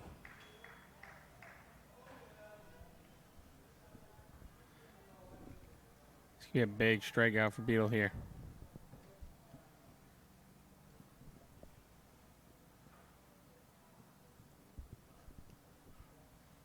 Long looking. Loda waits and now gets in his defensive position. 2-2. Breaking ball couldn't get it down. 3-2. And that's a pitch we've seen Beetle try to throw many times, not just in this outing, but in multiple outings that he's pitched here at Muzzy. And it's a pitch that, if he could get that, his fastball is not bad, but the breaking ball, I think, will separate him because he's such an imposing figure on the mound. Over 6'5". Payoff pitch. Hart delivers that one to center. White coming in, then dropping back, and will make the catch. Both outs retired by the center fielder, Austin White. As you talk about, sometimes the toughest out to get is the last one. And the way it's going, this is the worst last out you could have to get here with the runners on. B.J. Murray having a day, 3 for 3, couple doubles, couple runs scored, 3 RBIs. He's just been all over the place today, really hurting this Blues pitching staff. Has been the best player in this lineup for the Brockton Rocks here in Game 1. He cannot be stopped. Looks at a first pitch in, 1-0. It's almost like if you walk him, it's probably better that you walked him rather than giving up a hit. As you said, 3 RBIs, 3 runs scored, 2 doubles, 3 for 3. Schneider in left is cheating left center. That left field line is wide open. Beetle pausing, fires. Through and makes it into right field. Waving around from third, and coming will be Driscoll.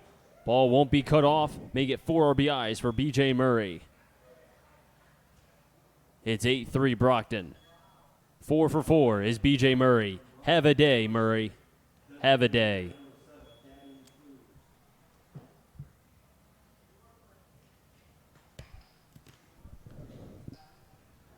At this point, I'd step in the box, just put up 4 fingers. Runner will advance from first to second. Murray will be on at first. Gabby Cruz at the plate. First pitch to Cruz. Pitch is high, 1-0. Evan Slate will be on deck. Curtis Saunders, Matt Pollock, Jack O'Donnell, and Connor to bring you Game 1 of the doubleheader between the Brockton Rocks and the Bristol Blues. Brockton ahead way out in front, 8-3, 12 hits. 1-0, high fly ball on the left, but foul. And that was a loud and a long strike.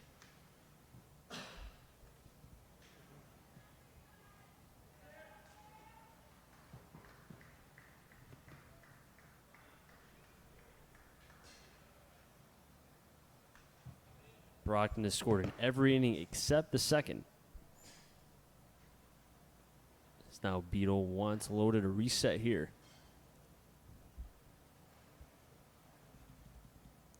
12 strikes to 11 balls. The 1-1. Nice stop by Loda. Keeps the advancement of the runners. 2-1. And even no matter with the score being as wide open as it is right now, 8-3, Loda doing a good job behind the plate. Still staying strong.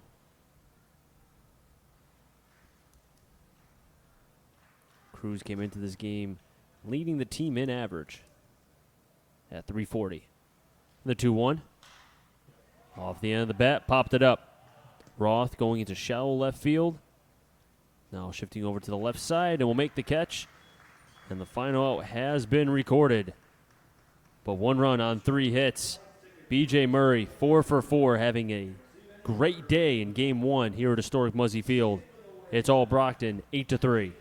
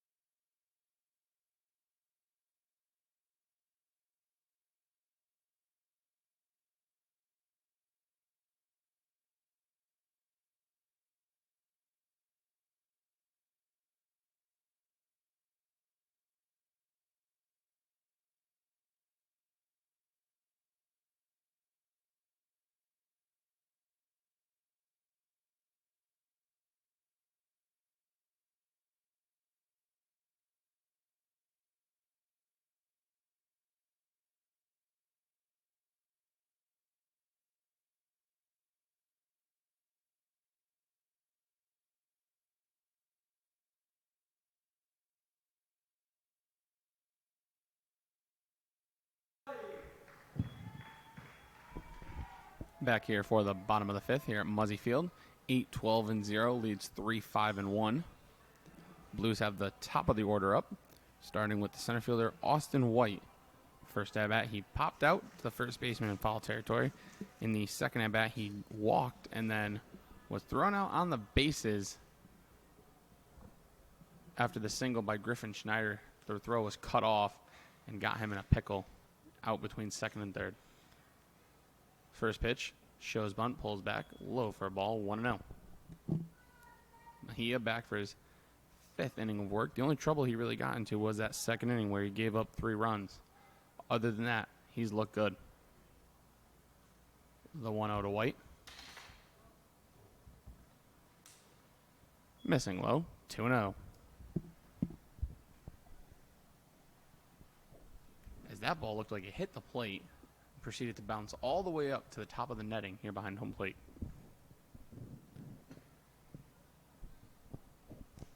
Austin White walked back in the second.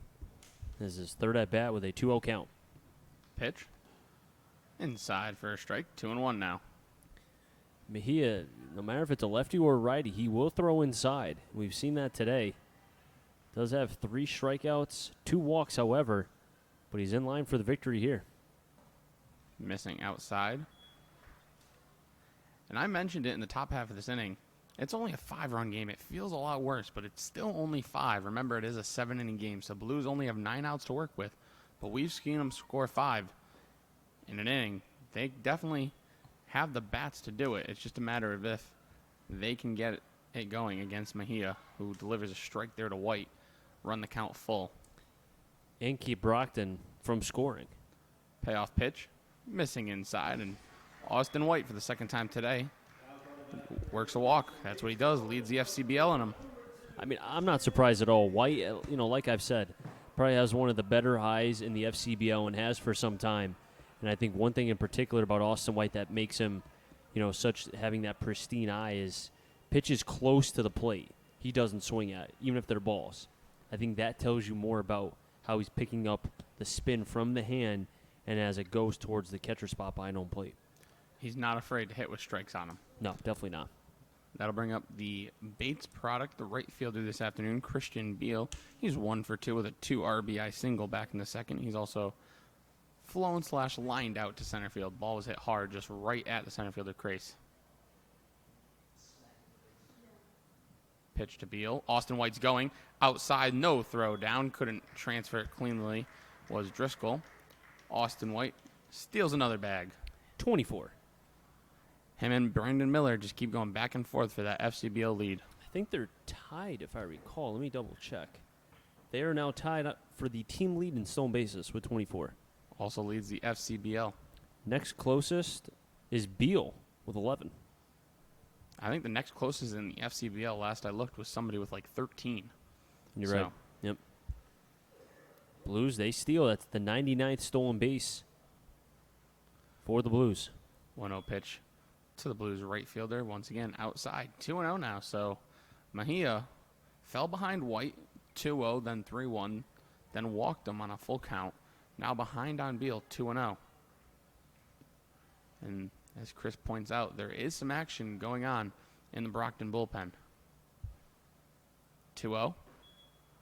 Inside for a strike. 2-1 now. Umpire's been giving both sides of the plate a couple inches off. It seems like he has a wider zone. Maybe not so much low and high as we saw yesterday. 2-1. That one's a little too far inside. 3-1 now. 8-12-0 for Brockton. 3-5-1 for the Blues. Game 2 was estimated time of 6 p.m., but the way this game's moving, 5:23, with nobody out here in the bottom of the fifth, it could be a slight delay for the Game 2 start. I'm thinking that's how it's going to work out. 3-1 to Beal.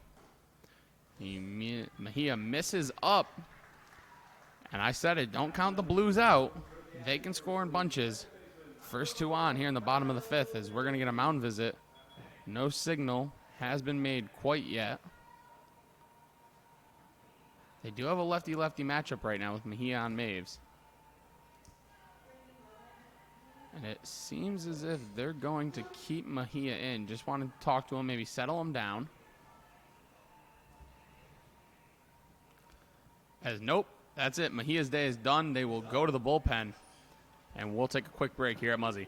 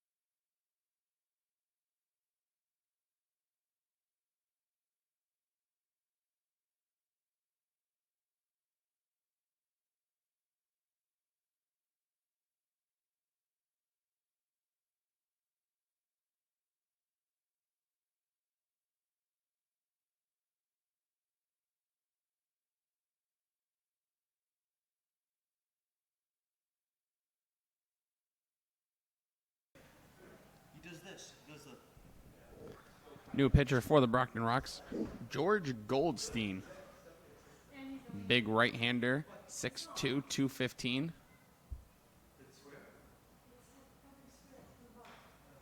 As that first pitch is fouled.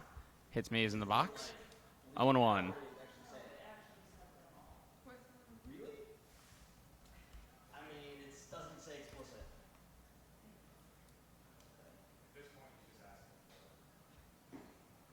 The 0-1 pitch. Fielded by Goldstein. On to second for one. On to first. Double play. Goldstein comes in and does his job. Now, that really kills what the Blues had going here in the bottom of the fifth. The numbers on Goldstein coming into today. This is his 16th appearance. He pitches to a 2.84 ERA, 4-0 record in 25 innings, 30 strikeouts, just 5 walks.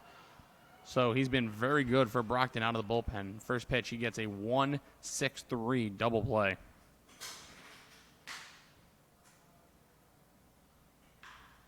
As that pitch into left field for a base hit, and the Blues tack on a run. It's 8-4 now. Buddy Dwayne with an RBI knock.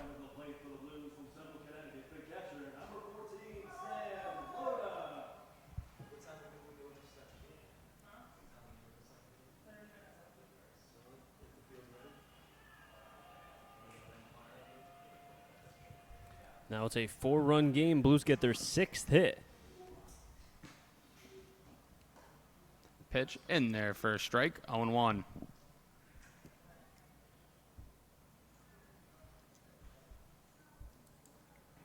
Sam Loda in the box. 0-1.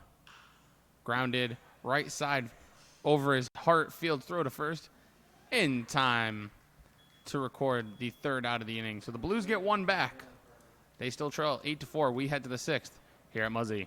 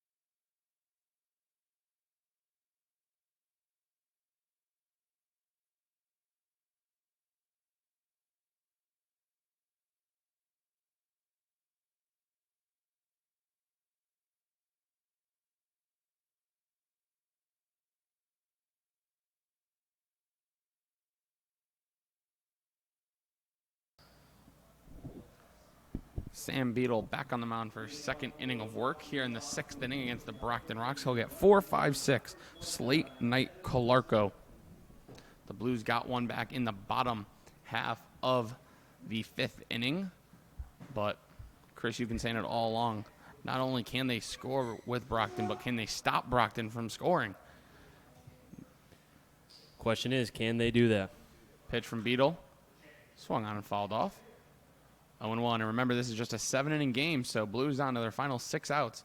trail by 4 here at Muzzy. We will play another one. That game will start 30 minutes after the conclusion of this first game. The 0-1 pitch from the big right-hander, missing low and out. Even on the count, 1-1. Slate today, 1 for 3 with an RBI single. He's also struck out looking and grounding out to second. 1-1. Grounded foul once again.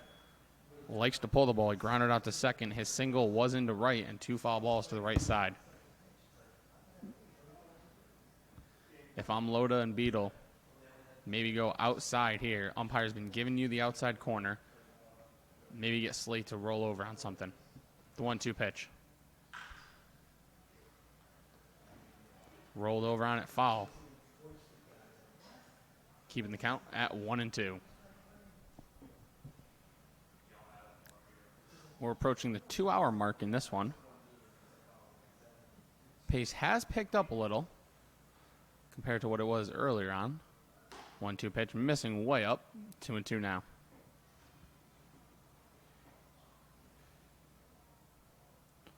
Austin White pretty deep in center field, maybe cheating deep just a bit so he could stay in the shade. 2-2. Good block by Loda, even with nobody on, practicing good skills. Running the count full now, 3-2. Outfield straight away. Beal a little more shallow than most right fielders like to play here at Muzzy, but he has confidence that he can get to a ball over his head before it gets to the wall. 3-2 pitch, not even close. As Beetle walks the leadoff man here in the 6th. Slate is on for the second time today.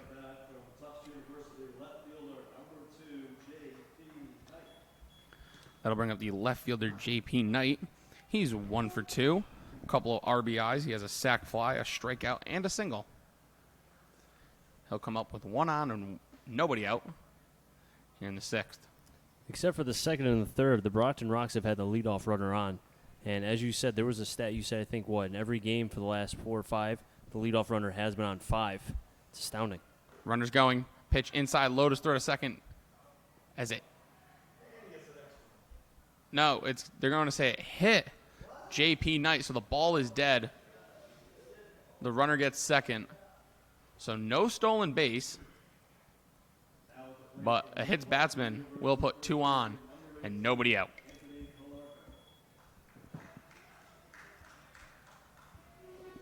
Looked like it hit J.P. Knight's elbow. It doesn't have to hit you. Just has to skim you. And Calarco is at the plate now from batting from the left side. 0-2 with a hit by pitch. Pitch from Beetle. High and out. 1-0. And this is Beetle's game. Nobody's warming up in the bullpen for the Blues. I wonder if almost the Blues are saying, okay, whatever Beetle gives us these last 2 innings, it's all right. We'll worry about game 2 when we get there. Beetle sets the 1-0. Once again, high and out. As he's missing high and out a lot to these left-handed hitters. And then he missed up and in to the righty J.P. Knight and hit him. So it seems like if that's where he wants to throw, and he's doing a great job, but I don't think that's where he's trying to throw it. The 2-0 to the Rocks first baseman. Healthy cut, fouled off. Well, think about it, too. Sam Beetle, 6'4", 210. You know, sometimes it takes a while for taller pitchers to be able to develop and, get their mechanics on the proper position. And realistically, you have a spot with Beetle right now where I understand the game is 8-4. It's still a game, but at the end of the day, it allows Beetle, as it looks like Calarco may be getting a new bat. Yeah, it looks like he chipped it maybe at the end. He ran into the clubhouse to get his new bat. But just to finish my point, sometimes it takes a while for taller pitchers to be able to get their mechanics and just being able to get that finish towards home plate consistently. And if they can unlock it, you talk about an imposing figure, 6'4". We saw Ko yesterday. use your height to your advantage. As they release the ball, the closer you are to home plate, it almost feels like they're throwing the ball right at you. Beal still trying to be able to find that, but that's why he's in the FCBL getting innings. So with his new bat, Clarko ready to go. Beetle ready to go. 2-1 pitch. Low, good block by Loda. Keeping the runners where they're at. Count runs 3-1 now. And now Clarko can sit there. And Beetle, really no location on anything. He could sit here, look fastball in his favorite spot. And even if he doesn't get it, he could take and run the count full. Beetle sets. Delivers the 3-1. Missing high and out yet again. Ball 4. And the bases are full of Brockton Rocks. And there's still nobody out, as pitching coach Jordy Shiner will come out and talk to his big righty. As now there is action in the pen. That is Dylan Reynolds. We've seen Reynolds throw, and maybe that's why he wasn't in the lineup. Makes sense. Reynolds, well, not in today's lineup. A little bit of a surprise the way he's been swinging it. Roped a nice double yesterday.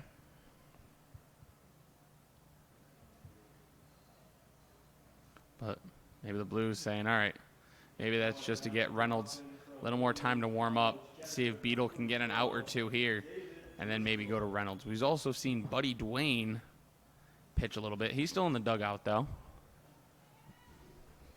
Just some options the Blues have if they don't want to use their normal pitchers, we'll say. That'll bring up the backstop for the Rocks, David Driscoll. He's struck out twice, and then he singled and came around to score in his last at-bat in the 5th.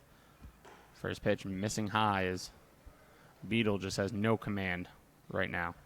I think Jordy probably simply told him, you know what, this is a part of the game where you don't want to throw too much information to the pitcher. Basically, just simplify it into 1 or 2 sentences and just hope that maybe what you told him can kind of sink through, get a little bit of positivity going. And what, missing low, 2-0. I apologize, Matt, as I was saying, because now behind 2-0, he's trying to pinpoint rather than throwing fully through his delivery. Now he's trying to just basically throw down the middle, and that spells trouble for any pitcher. 2-0 pitch. Missing low, 3-0 now.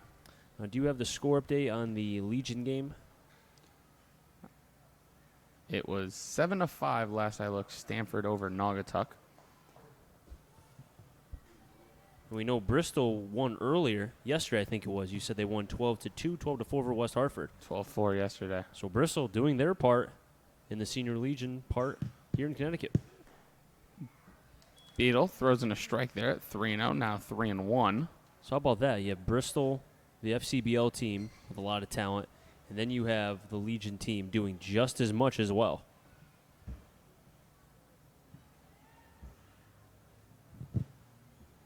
(3-1). Popped.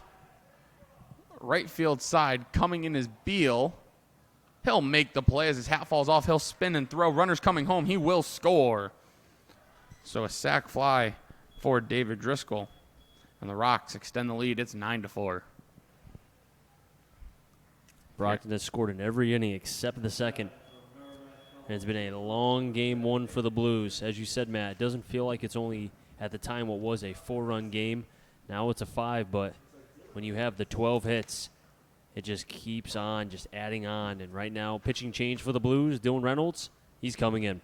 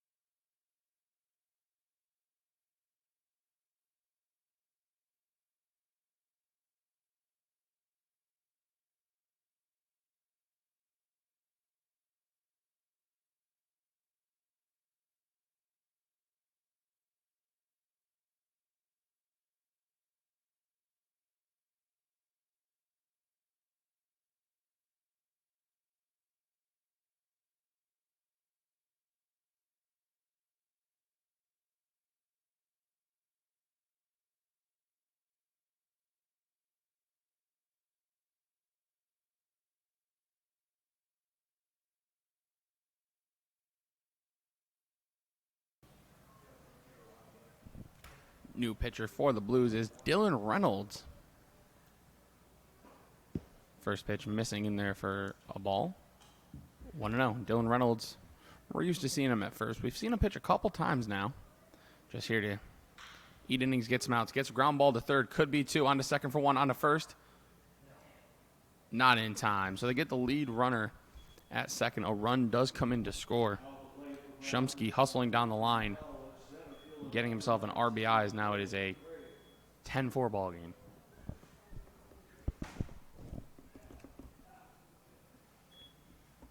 "13 hits now for the Brockton Rocks. And we're still only in the top of the sixth. They'll have also the top of the seventh to bat as well. Pitch driven right center field. White ranging over. Makes the play as Dylan Reynolds comes in. 3 pitches, 2 outs. Getting the job done. So the Rocks tag on 2 more. We head to the bottom of the sixth. All Brockton in this one. They lead 10-4.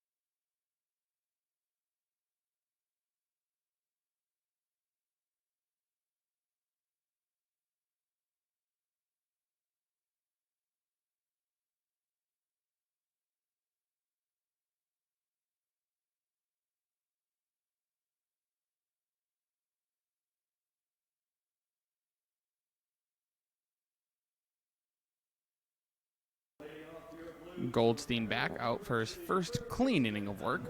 Came in the 5th with some runners on. As Zeke Diamond will lead it off for the Blues. Some scores around the FCBL. In the bottom of the third up in North Shore, the Silver Knights have a 2-1 lead. And then in Worcester, they are dominating the Pittsfield Suns.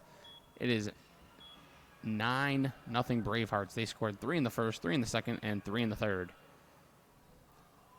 Here at Muzzy, 10-13-0, leading 4-6-1.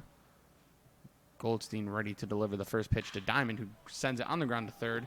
Bobbled by Murray. Recovers, throws to first, is high, as Zeke Diamond now will get to second on the wild throw, the E5 by Murray. And the Blues won't give up. They're down to their final 6. That's an average of a run and out. And that'll bring up Casey Bass with a runner in scoring position and nobody out.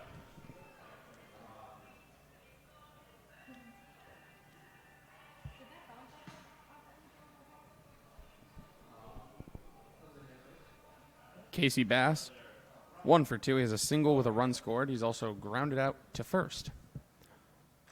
First pitch to Bass, fouled off. We got a big matchup here. Goldstein and Bass, 2 big boys going at it.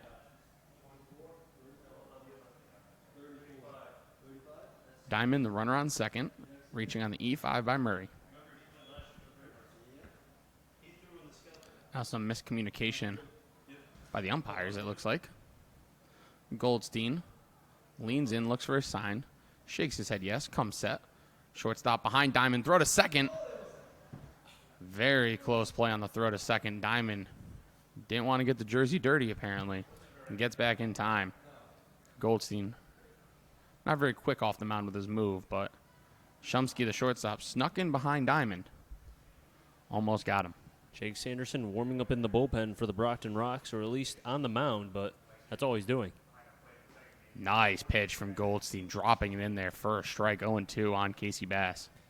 I mean, if you're going up against Goldstein, I mean, 6'2", 215, You're talking about 2 offensive linemen here between Bass and Goldstein. The 0-2 pitch to Bass. That one misses out, 1-2. And if you look at his delivery, you would almost think of it as Trevino from Oakland almost, in a way.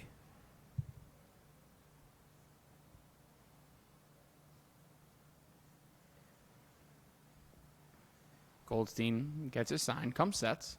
Diamond leads off second, the 1-2 pitch. Bass fouls it off, wastes it down the third base side. I mean, consider, like, let's say you're in the box right now. You see how Goldstein kind of shows the ball to you because his arm goes behind his back. Now, Matt, if you're up at the plate, are you looking to see if you can pick up the grip? Or are you just hoping that you can pick up the release point rather than, if anything? Well, I think it'd be easier for a lefty like Bass to pick up the grip the way he holds the ball than a righty, but as he delivers the pitch, his Bass once again will waste it foul. Count remains 1-2. I think you got to look release point and see it from there, especially as a righty. Maybe a lefty can cheat a little bit, but it doesn't seem as if he's moving the ball around in his hand. It doesn't seem as if he starts gripping the ball for the pitch until he comes sets in the glove. Almost like he does a pre-pitch to the pre-pitch. 1-2. Once again, fouled off. Bass seeing more and more pitches here. And I always believe the longer an at-bat goes, the more it favors the hitter. Well, Goldstein does go to Middlebury College. Part of the NESCAC. I wasn't sure where you were going with it at first, and then you went there. But it's good. Division III versus Division III here. 1-2 pitch. Hits Casey Bass, so he works a long at-bat as Goldstein hits the lumberjack. I can tell you right now, I'm sure that did not hurt Casey. As Casey's hit by pitches, mind you, he led the FCBO in hit by pitches for the longest time. And I think he still does, actually. He's a big target up there. Well, he crowds the plate, too. He forces the pitcher to have to come inside. That makes it now 13 hit by pitch. Or no, correction, I was looking at that wrong. 17 hit by pitches. Leads the team. Next closest is Beal with 13. That'll bring up Danny Roth, 0-2 today. First pitch in there, first strike, 0-1. Roth in his first at-bat struck out swinging, then popped out to the third baseman Murray in his last at-bat. Schneider on deck after him, the top of the lineup in Austin White. The 0-1. Grounded, Burry Fields to second for one. On to first, double play.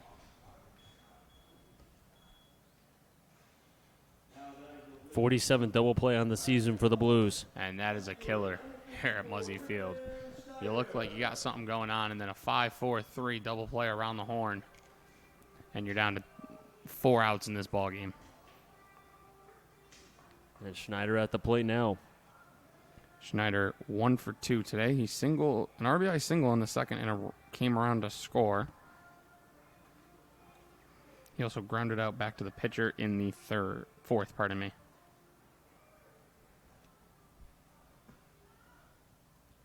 First pitch to the Blues left fielder.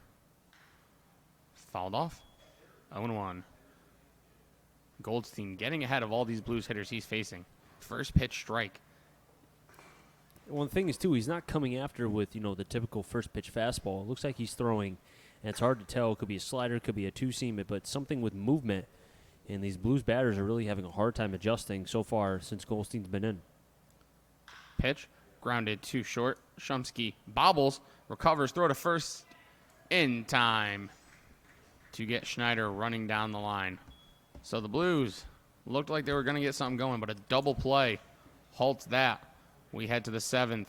Rocks all over in this one. It's 10-4.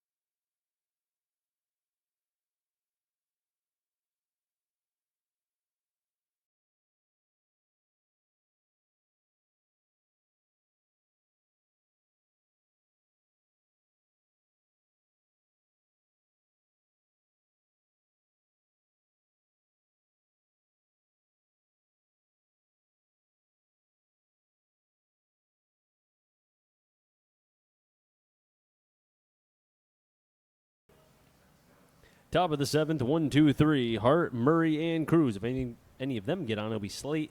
And it looks like we may have some breaking news in the MLB as far as the trade deadline.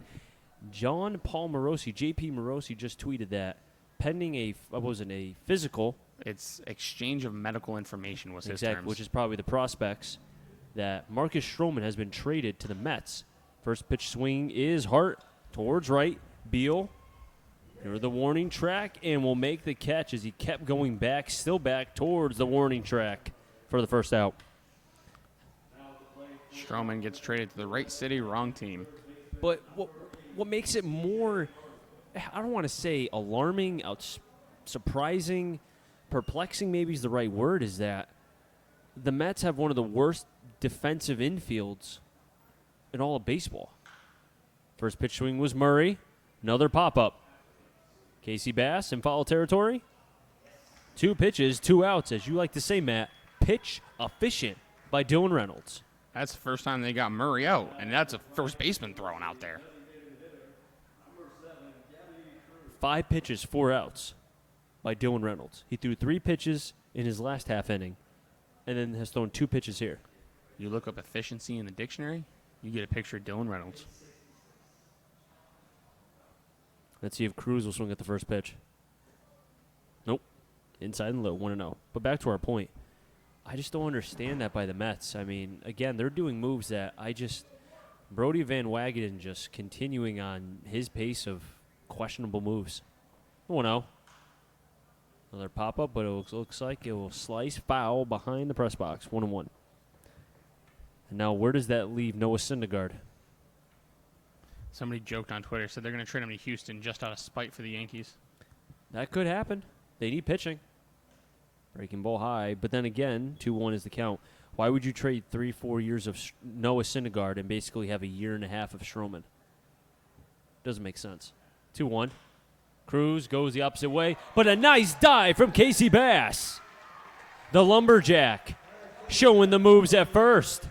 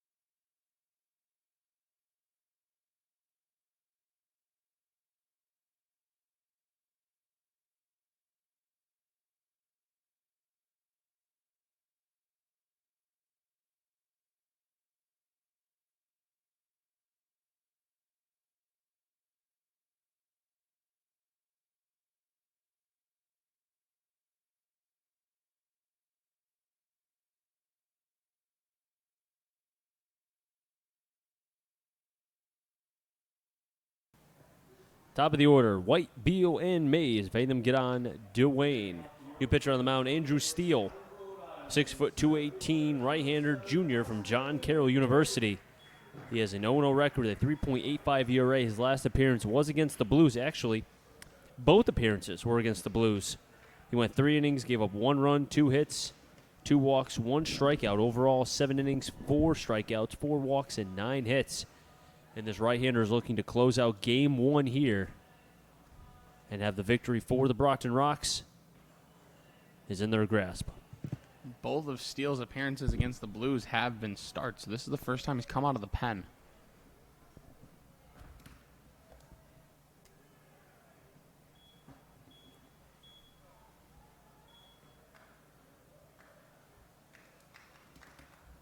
And Steele's first batter will be Austin White.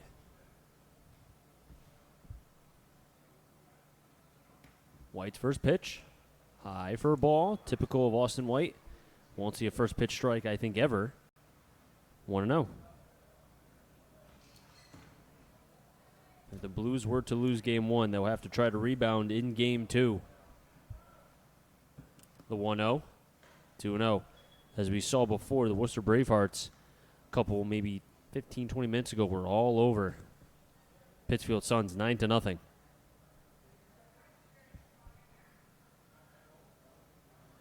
Pittsfield has gotten a couple back. It's 9-2 now. 3-0. And then the other game, Nashua and North Shore. North Shore scored 3 in the bottom of the third. They take a 4-2 lead now, top 4.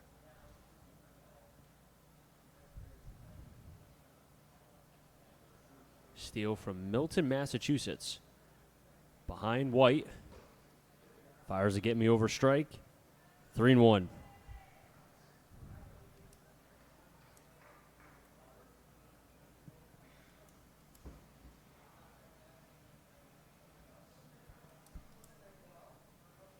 Three-one pitch. 3-2.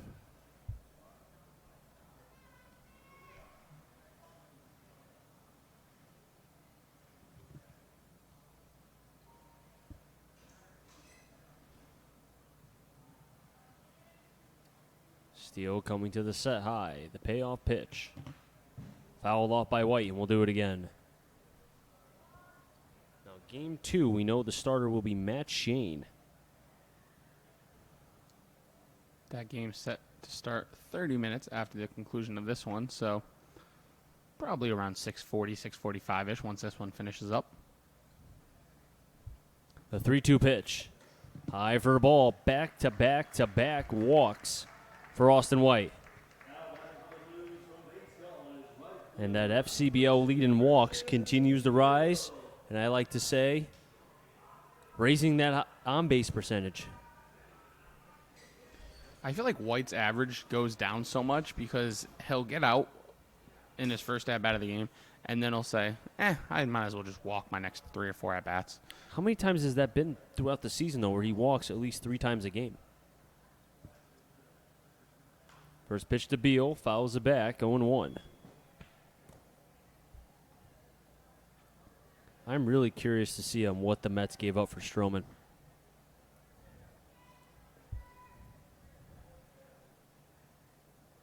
Kyle Maves on deck, Buddy Dwayne on double deck. The 0-1, White's going, pitches high for a ball, throw to second, way offline. Stolen base for Austin White. This is White's 11th multi-walk game. And now he leads the team in stolen bases. And the FCBL too, if I recall. That is correct. So even with Austin White walking, he can still be in havoc on the base paths. His on-base percentage is creeping up on 480. That's Pete Rose-esque. Beal with a 1-1 count, White at second. Beal takes 2-1.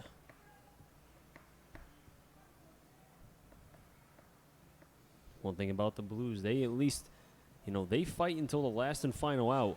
And with this offense, you never know. You give them an inch, they could take it a mile.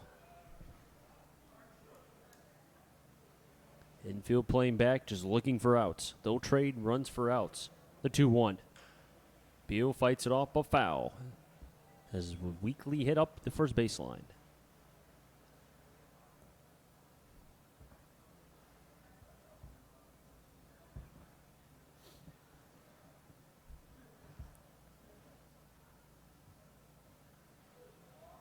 Beal 1 for 2. Did have an RBI, 2 RBI hit in the second. The 2-2. Another foul ball, and Beal being a pest. Making Andrew Steele from John Carroll University work.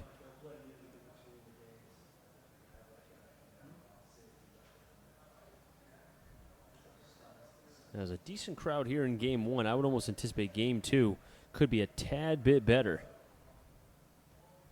Especially with the time being now at 6:04. Game 2 will start 30 minutes after the Game 1 conclusion. 2-2. And that's hit Beal. That hits him. He'll be on first. Austin White stays on at second. And I think it was the second hit by pitch? And it is, second hit by pitch by the Brockton Rocks pitching staff. Team that ranked in the bottom half of the FCBO in hit by pitches continues to go up. And coming into today, Kyle Maves has had a hit in every game since July 20th. That streak is in jeopardy. The rare offer potential here if he doesn't get a hit. Buddy DeWayne's on deck. Sam Loda on double deck. Andrew Steele steps off. Kyle Maves as well to regroup.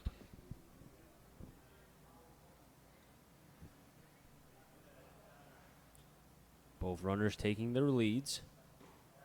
Maves takes a called strike, 0-1.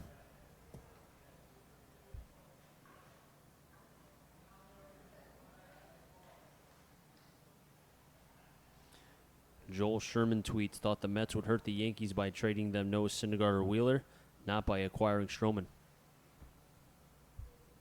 The 0-1. Pitch outside, 1-1. I'm very upset about this news.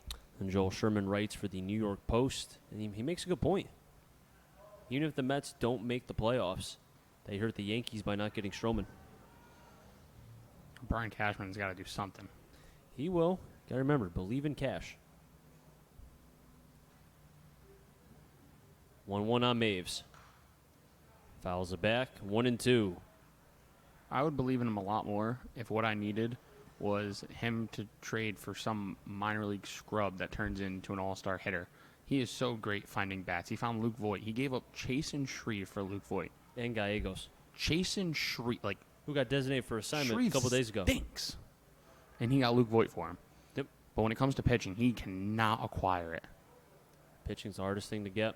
Much harder than hitters. 1-2 to Maves. Goes to short. They'll get one, and that's all they'll be able to do. They get the force out of Beal at second. Getting the third is White. Maves to first. So Blues have runners on the corners, but one down. And Buddy DeWayne, who had a single to left back in the fifth.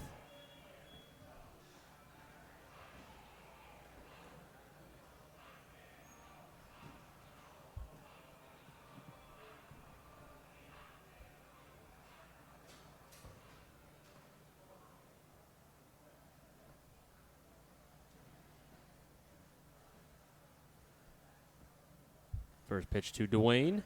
Swings at the high cheddar. 0-1.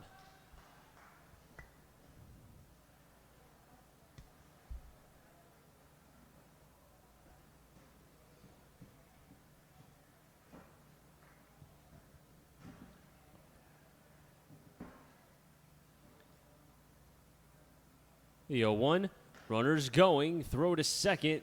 Way high. And it gets away from the second baseman Hart. And because of the throwing error by Driscoll, White will score.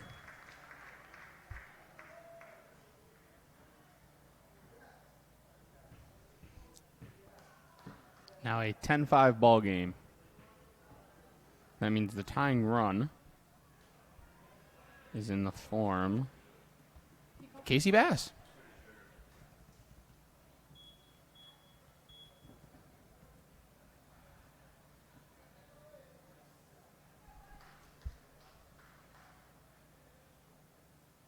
Maves on second with the stolen base. The 0-2, he wants to get to third, pitches outside. Back-to-back stolen bases for Kyle Maves. 8, 9 stolen bases now for Maves.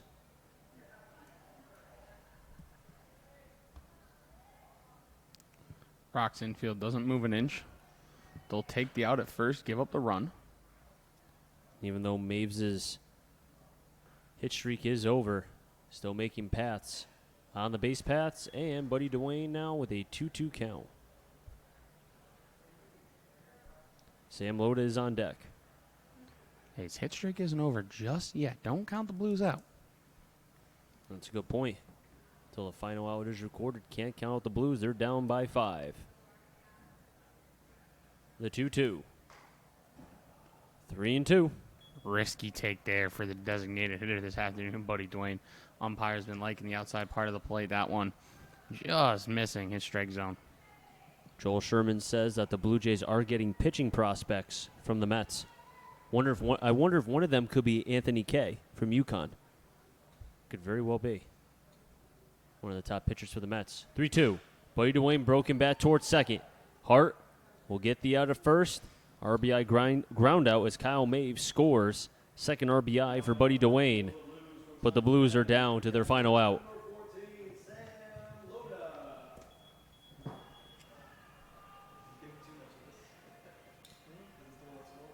It's 10-6, however. Brockton, 10-13 and 1, 6-7 and 1 for the Blues.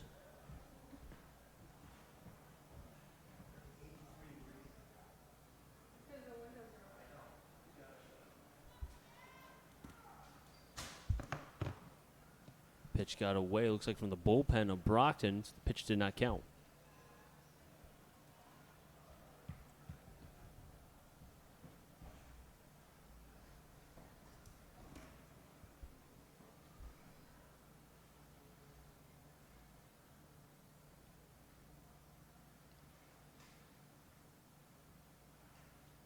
Loda takes a big cut, comes up empty, 0-1.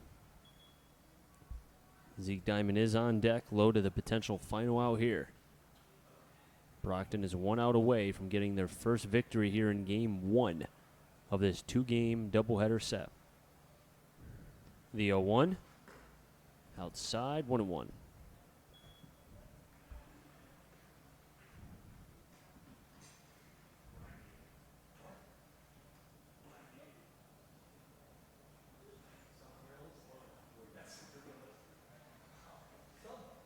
Andrew Steele looking for the final out here. The 1-1. Loda delivers that one into center. The 2-out single for Sam Loda. His first hit today. That'll bring up Zeke Diamond. He singled and scored in the second, flew out to left in the third, and reached on an E5 back in the sixth. As you said, Matt, can't count out the Blues just yet. It ain't over till it's over. That's why you got to play every single out. That's why I love baseball. There's no clock. You can't run it out. You got to give the home team their chance. First pitch is high, 1-0. Every single one of the 27, or in this case 21, outs matter here in the 7-inning game because of the doubleheader rules of the FCBL.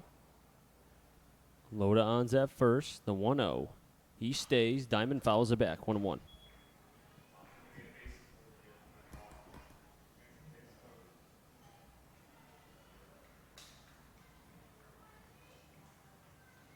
If Zeke and Bass can find a way to get on, Roth would come up as the tying run. And he does have home run power. Throw back to first. I don't think Loda's going anywhere. Maybe if they weren't holding him on, he would take it for defensive indifference, but... Another foul ball, 1-2.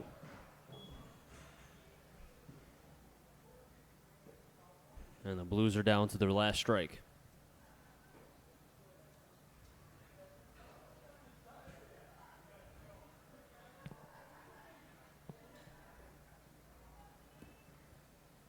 Blues were up 3-2 through 2 innings, but then after that, the Brockton Rocks just came about.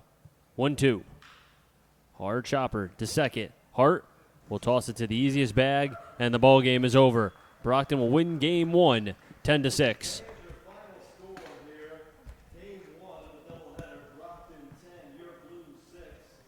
And it's simple as that. A thrashing from the Brockton Rocks in terms of hits. 13 hits in game one, Matt. Yep, a 2-hour, 34-minute, 7-inning ball game. This one, you mentioned it, Chris. Blues led 3-2 after 2, and then it was all Brockton. From the third inning, they scored 2, 3, 1, 2, and then seventh, they were held scoreless. But at that point, it didn't really matter. This game had been decided, really. It was all but over, and the Brockton Rocks will have about 30 minutes or so to celebrate this victory before they got to get back on the field and play a second one. And the Blues have 30 minutes to think about this one, and then they get to redeem themselves here at Muzzy. We'll have about a 6:45, hopefully, will be the start time for Game 2, and we hope you join us for that one as well.